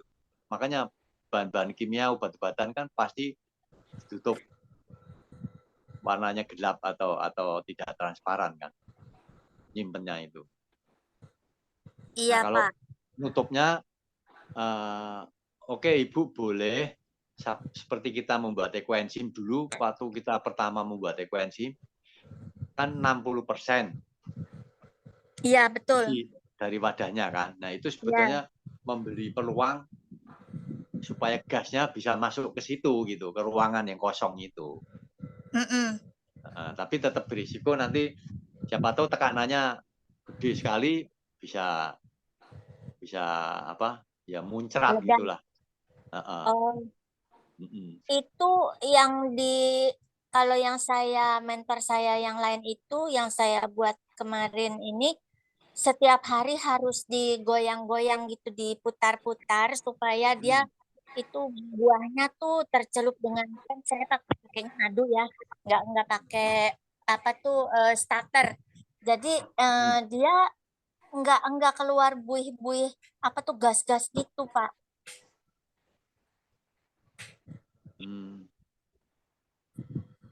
Jadi nggak keluar gasnya. Nggak ada sama sekali. Cuman kalau kita dekatkan itu di tutup botolnya, kita dekatkan memang ada bau sedikit. Ada bau sedikit, itu, berarti ya, nggak terlalu kencang sih baunya. Aha. Tapi dia nggak keluar meledak-meledak gitu, nggak ada apa-apa. Mungkin kecil kali ya, keluar gasnya sedikit kali. Oh, kita Iya. sama berarti ya, Bu. Yang belajar yang pakai madu sama buah itu ya, Bu ya. Iya betul Bu. Nah itu saya Tapi buat. karena ini beda kali dengan Pak Sugeng, karena Pak Sugeng kan dia pakai botol dengan tutup permukaannya kecil, makanya kan itu sangat berbahaya kalau nggak digunakan airlock ataupun balon ataupun plastik ya yang dikaretin gitu. Kalau Makanya yang kalau kita itu kan pakai toples Bu, dan iya, permukaannya kan lebar, jadi betul. tekanannya kan jadi mengecil kalau menurut saya. Memang ada Iya. sih gasnya Bu kalau saya melihat ya. Tapi kan mentor kita bilang nggak ada, dia bilang gitu. Kalau menurut saya ada, karena kan ada buahnya itu kan ya busa-busanya gitu. enggak, buahnya itu kan awalnya tuh kan kayak naik gitu kan Bu. Berarti kan ada tekanan ya. Iya kan? Ada tekanan kan? Berarti ada gas yang naik kan? Nah, sudah beberapa hari kan dia baru kayak Turun. diam, agak turun gitu loh. Tetap ada sih kalau menurut saya, cuma karena kita pakai toples Bu, permukaannya lebar, jadi agak aman. Dan juga kan ada rongga kosong Bu di atas dari permukaan ini. Ya. Iya, yang mau saya tanya ya Ibu udah Pak, berapa hari? saya Ibu sudah berapa hari? besok hari ke-100. Weh, udah mau panen, saya baru mulai. Oh, Pak Sugeng saya mau nanya ya Pak, kalau kayak Pak Sugeng gini, yang cara Pak Sugeng, kalau saya pakai toples yang mulutnya lebar itu nggak pakai balon, nggak pakai airlock, itu bisa juga kali ya Pak? Bisa juga. Apa bisa meledak? Tapi iya, ada risiko ke situ. Oh gitu. Bagusnya pakai airlock aja Bu, pakai airlock itu. Tapi kan toples kan mulutnya lebar banget Pak ya. Kan bisa yang model itu. Sebentar, saya ambil modelnya dulu ya. Saya ambil bawah dulu ya. Bentar, silakan ngobrol dulu.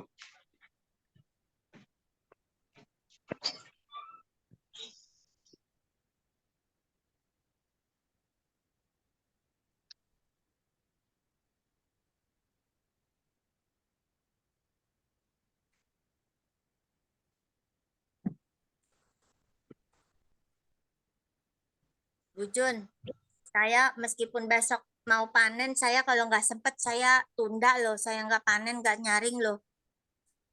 Bisa asem loh.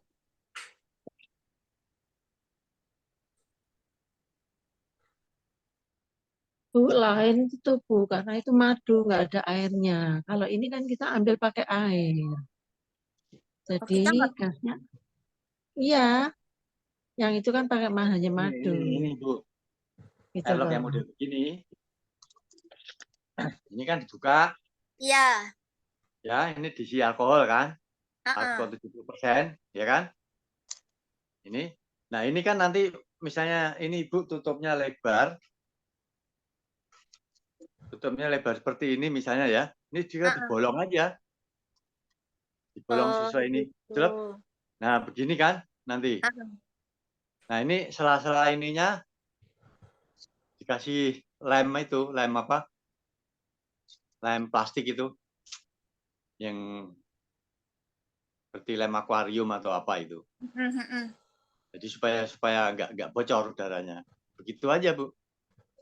Lem kaca ya Pak? Kenapa? Lem kaca. Lem apa Yang lah kayak itu? akuarium itu. Lem Apa lem tembak. Itu Pak? Lem tembak. Pakai lem tembak. Oh, Arteko. ya. Fil akuarium itu juga Bukan, bisa itu lem apa sih? tembak. Heeh. Bukan Kalau lem Ateko ya Pak akuarium Sugeng. kan lem kaca. Iya, lem Ateko bisa kaca. nggak Pak? Itu namanya silen itu. Ya, Kalau untuk silen itu bangunan, bisa. untuk Ya, akuarium silen, itu ya. silen. Ya Untuk betul Pak. aluminium Silen. apa itu. Jadi Ya, nanti di lubang kan, di lubang ini, di lubang seperti diameter ini, kemudian ini dimasukkan gini. Gitu.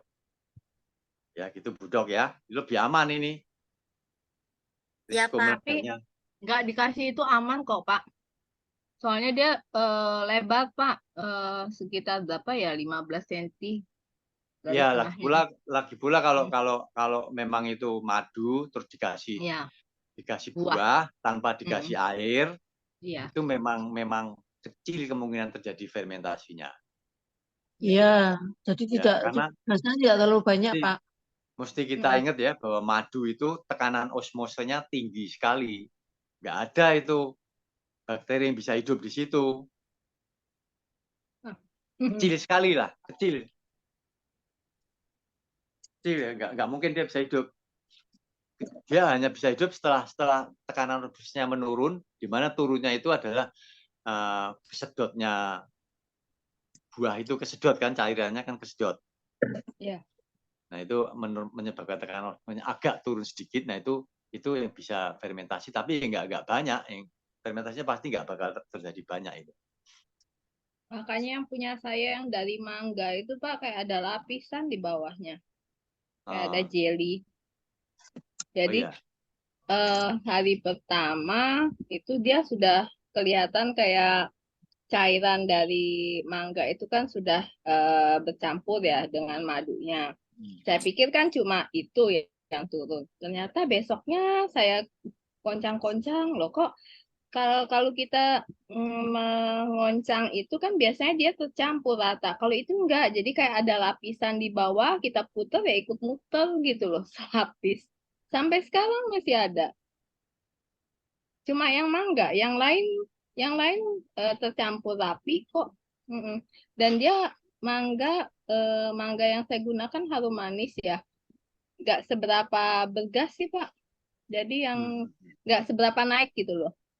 Iya. Dari ininya. Kalau yang lain sih sampai hari ini yang masih tetap itu yang jeruk. Kalau nanas sudah mulai ini sih nggak seberapa kuat lagi dia, sudah berkurang. Nggak tahu nanti hasilnya gimana. Sangat saya baru buat sih, baru 10 harian ya. Kalau Bu Dokter tadi udah mau panen ya? Iya, Bu Lili. Yang itu ya Bu ya, berarti yang campurannya 2 kilo juga ya? 2 Iya. kilo buah. Pasti rasanya masih manis itu. Manis katanya, tapi ada yang bilang ada rasa pahit, nggak tahu Pak. Ada yang sudah panen sih. Pak Sugeng. Ya. Pak, ini nanti kita lanjutkan sampai ini, Pak. Sampai Iya. jadi champagne. Enggak. Nanti itu harus tersendiri, Bu. Kalau mau jadi Semangat semen banget harus tersendiri. pemilihan. Tersendiri nanti. Oh, enggak ya, Pak Yan. Karena saya enggak ngerti raginya apa itu. Raginya minta Pak Yo, Bu. Makanya. Sampahnya. Ragi sampan. Yang Minta sama Pak Yo. F2-nya itu loh. Minta sama Pak Yo ya. Minta sama Pak Yo ya. Yo mau bagi-bagi itu. Iya. Kata Pak Yo aja buat semen. Saya daftar Pak Sugeng, kalau misalnya nggak mau pakai bleaching earth boleh nggak? Memang keruh loh dia warnanya nanti. Iya itu kalau kita mau perdagangkan, Bu. Kalau kita mau jual. Kalau kita pakai sendiri nggak perlu karena sifat probiotiknya kita masih ada.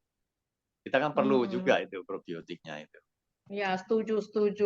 Iya. Karena saya agak takut ya sama bleaching earth, nggak tahu kenapa. Iya, itu kalau kita mau jual supaya kelihatan bening kan. Berarti Kalau hanya bisa minum sendiri enggak usah ya. Sugeng ya. Iya, nggak usah itu nanti habis itu udah balonnya sudah ngembung, udah 2 minggu atau 3 minggu, udah langsung minum aja. Bu, memang Nggak kalau usah diapa-apain dijual kan lagi, ya. tampilnya perlu, Bu. Perlu tampil kalau dijual. Iya. Kasih botol gelap aja nggak kelihatan. disuntek kita Bu. Kalau Ya kan, ditumpahinnya champagne kan juga botolnya gelap kelihatan. semua kan? Begitu dituang baru kita tahu cairan di dalamnya. Nah, makanya dituang baru ini, Bu. Champagne itu rasanya kayak air tape ya. Iya. Ya kemarin waktu di Lembang pada bawa itu, Bu Susi kan bawa itu. Waktu Oh di ya, Lembang kemarin, ya bawa champagne. Ya. enak sih. Tadi waktu Pak Sugeng kasih resep itu kan nggak ada airnya kan Pak, cuman anggur Nggak ada, ya, sama nggak ada. iya, Ya. hampir sama dengan proses yang buah dengan madu hutan itu kan ya Pak, hampir mirip, cuma ini madunya diganti dengan gula seperti itu kan Pak, dan starter. Kalau saya kan nggak pakai starter. Tapi punya kita jenuh banget, Bu. Manis banget. Oh gitu. Iya. Manis banget, Bu. 1:1, Ini Bu. Pak Peter ini ngomongin tentang tekanan osmosis ya. Jadi Pak Sugeng sudah membicarakan tekanan osmosis pada madu. Tekanan osmosis pada madu rohani justru lebih rendah karena kadar airnya masih tinggi dibandingkan proses hani. Maksudnya proses hani itu apa? Apa Pak Peter? Tolong kita ngobrol aja deh, jangan pakai chat-chat begini. Iya. Maksudnya Enak proses. langsung. Maksudnya proses pakai ed gitu ya. Proses ed. Maksudnya hani yang sudah diproses gitu atau gimana? Betul, Pak. Hah? Betul, Pak. Jadi gini, Pak. Tergantung bagaimana itu prosesnya kan. Jadi tekanan osmosis itu adalah suatu tekanan yang sangat tinggi. Kalau kaitannya kita bicara sama masalah tentang mikroorganisme ini ya. Jadi kita mesti tahu bahwa mikroorganisme itu sel sebagian besar terdiri dari air di dalamnya. Seperti sel badan kita lah. Kira-kira mungkin 90% atau berapa itu air. Oke, ini tekanan osmosisnya kan rendah nih air. Ya kan? Nah, kalau ini berada di suatu tekanan osmosisnya tinggi, katakanlah sirup atau madu. Tinggi kan? Nah, ini akan terjadi kesetimbangan ilmiah, kesetimbangan alam, itu akan kesedot airnya. Sedot keluar, ketarik. Paham nggak, Pak? Iya, Pak. Jelas nggak? Tapi maksud saya gini, Pak. Kalau Nah, misalnya rohani itu, saya katakan mengapa tekanan osmosisnya lebih rendah daripada proses hani. Ini dulu. Iya, Pak. Ini kita ngomong tekanannya adalah hubungannya adalah dengan sel mikroorganisme yang bisa tumbuh atau tidak tumbuh. Ya kan? Jadi sejauh itu lebih tinggi dari tekanan di dalam sel, itu aman. Gitu. Tapi kalau dia lebih tinggi dari tekanan di dalam sel, itu akan kesedot selnya. Cairan sel akan kesedot sehingga dia mati. Gitu, Pak. Nah, kalau soal proses hani sama rohani, seberapa besar tekanannya itu, saya terus terang belum pernah mengukurnya. Tapi di dalam konteks kita sekarang ini adalah kita perbandingkan dengan tekanan sel di mikroorganisme. Nah, sejauh itu rohani itu ternyata masih lebih tinggi dari tekanan sel, ya sel nggak ada yang bisa hidup di situ, mati pasti. Itu Pak Peter. Jadi maksud saya begini, Pak. Kenapa saya mengatakan bahwa rohani itu tekanan osmosisnya lebih rendah? Karena pada rohani itu dia masih terjadi fermentasi, Pak, terus, Pak. Masih menimbulkan gas gitu loh, Pak. Nah, berarti sedangkan memang itu hanya proses hani, karena dia kadar airnya lebih rendah, otomatis dia tekanan osmosisnya tuh dia lebih tinggi, Pak. Gitu loh, Pak. Jadi ya mungkin saja. Pokoknya intinya Pak, poinnya adalah bahwa kalau tekanannya tinggi, tekanan osmosisnya tinggi, itu tidak ada sel mikroorganisme yang bisa hidup di situ. Tidak ada mikroorganisme bisa hidup di situ. Jadi kecuali maksud saya gini, Pak. Maksud saya kecuali gini, tertentu. karena kan maksud saya gini Pak, di dalam grup lain kan itu kan ketika buat fruit engine atau diharuskan pakai rohani gitu loh Pak. Ya tapi kan diencerkan. Kan diencerkan Tidak. pakai air. Bukan pakai rohani gitu loh Pak. Iya, tapi kan diencerkan kan pakai air kan? Iya, Itu jadi tekanannya turun. Iya, jadi maksud saya Ya. begini loh Pak. Maksud saya begini. Kalau misalnya rohani dengan prosit honey itu otomatis sebenarnya kalau menurut saya Pak ya, itu lebih bagus daripada prosit honey gitu loh. Karena rohani itu kita tidak tahu, bisa kehujanan, bisa apa, ada apa, katakan ada urin dari binatang lain atau apa gitu loh Pak, yang mungkin nempel pada sarang lebah tersebut gitu loh. Jadi maksud saya hanya ingin meluruskan bahwa lebih baik kita menggunakan prosit honey daripada rohani. Walaupun bisa dikatakan rohani itu katanya lebih murni, lebih banyak mineral dan apa. Kita tidak pernah mengukur, Pak. Secara Pak, itu di luar pembicaraan kita saat ini, karena tadi saya juga tidak menggunakan honey kan, menggunakan gula pasir. Jadi kalau fruit enzyme itu kan itu dari segi tekanan osmose keduanya nggak ada masalah karena diencerkan pakai air, ada airnya. Dari tekanan osmose loh kan tadi Pak Peter kan tulis di situ tekanan osmosenya kan. Betul Pak, betul. Jadi kalau dari hubungan tekanan osmose itu pada saat kita membuat fruit tidak ada masalah karena semuanya diencerkan pakai air. Nah tapi pembicaraan dibicarakan melebar. Ya, tindakan sama fermentasi tadi Bu Ana sama Bu Dokter Kumala sama Bu Lili itu tanpa tambah air, Pak. Tanpa ditambah air. Ini agak beda.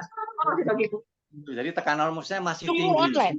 Nah, cuman apakah mereka pakai rohani atau proses honey? Enggak sih. Itu Nah, aku loro di kiri. saya terus terang nggak ngerti karena saya nggak mengikuti tutorialnya mereka. Itu Pak Peter. Iya. Tuku Ya, online. jadi ini jangan dicampur adukan antara tekanan Delok linke. enzim sama Iki ya? sama Bu itu. Ayo iki. Safa iki to. Shopee to.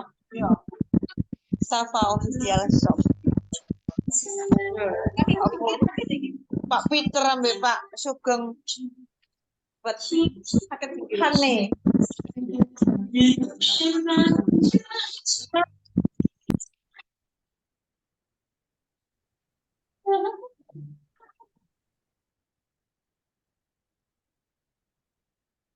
Ya, jadi ada lagi?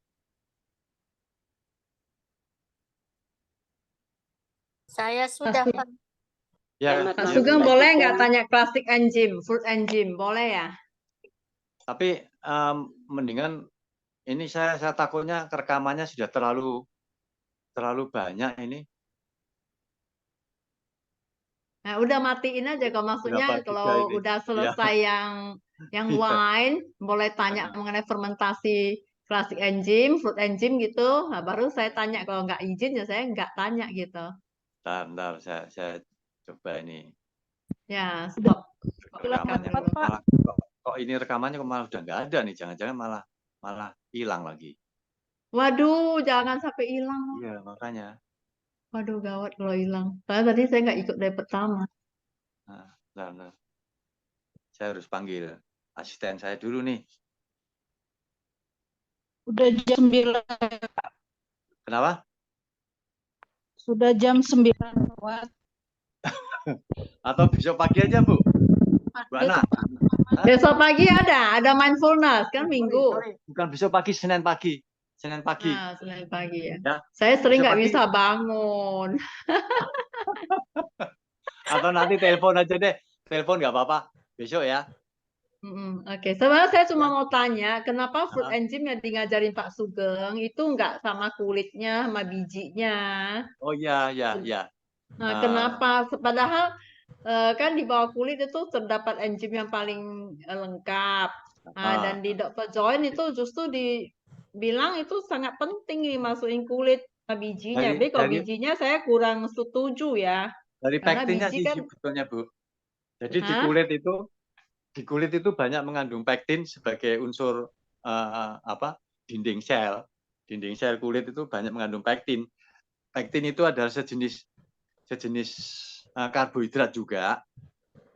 Cuman pada saat dia difermentasi, dia bukan menjadi etanol, tapi menjadi metanol. Sama-sama alkohol, sebetulnya sama-sama alkohol.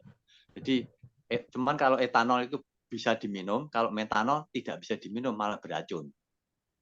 Itu. Itu aja, Bu. Nah, Iya. Oh, jadi udah, karena Kak. itu ya. Jadi lebih Ya, baik nggak usah ikut ya. jangan kulitnya, ya. Ya. Iya. Ya, jadi kalau kecuali kalau ekoenzim kan memang kita tidak konsumsi kan. Tapi Pak Sugeng kalau misalnya mereka mau pakai kulitnya nggak apa-apa lah Pak Sugeng. Ya terserah, kan kita kasih gitu. tahu ini jangan. Ya, kita kan cuma mau ngasih bandel tahu ya aja, terserah. Ya jangan Pak Peter, bahaya.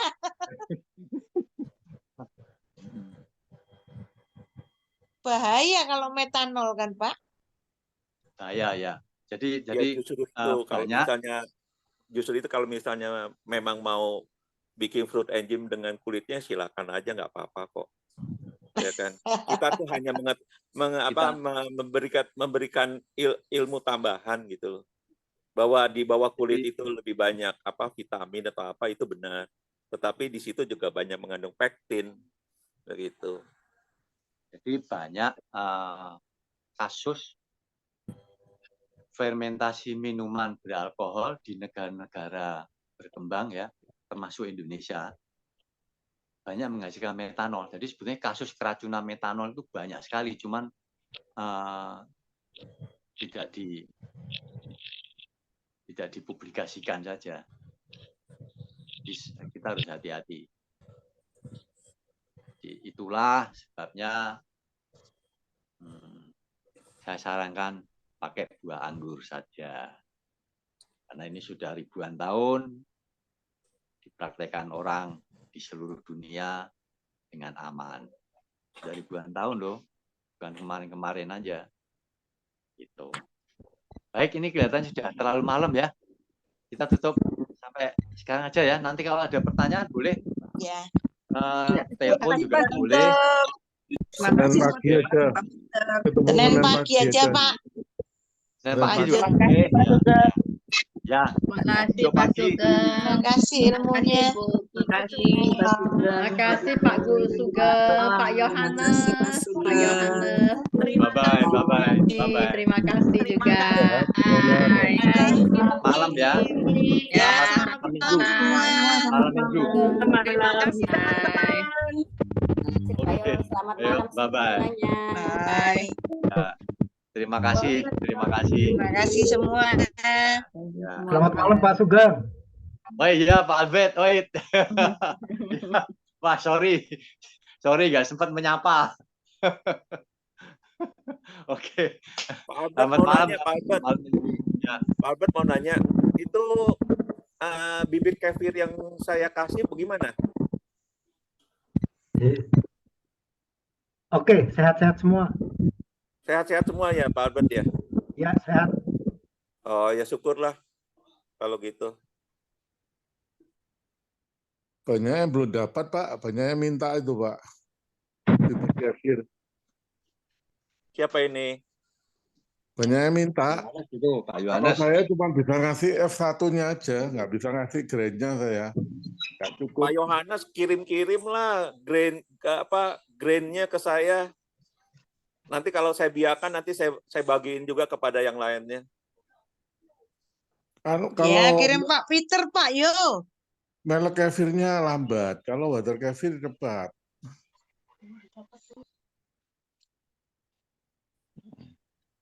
Enggak, maksud saya Pak Yo kirim aja beberapa butir lah dari grain-nya. Saya tertarik sama grain kefirnya Pak Yohanes karena warnanya kuning.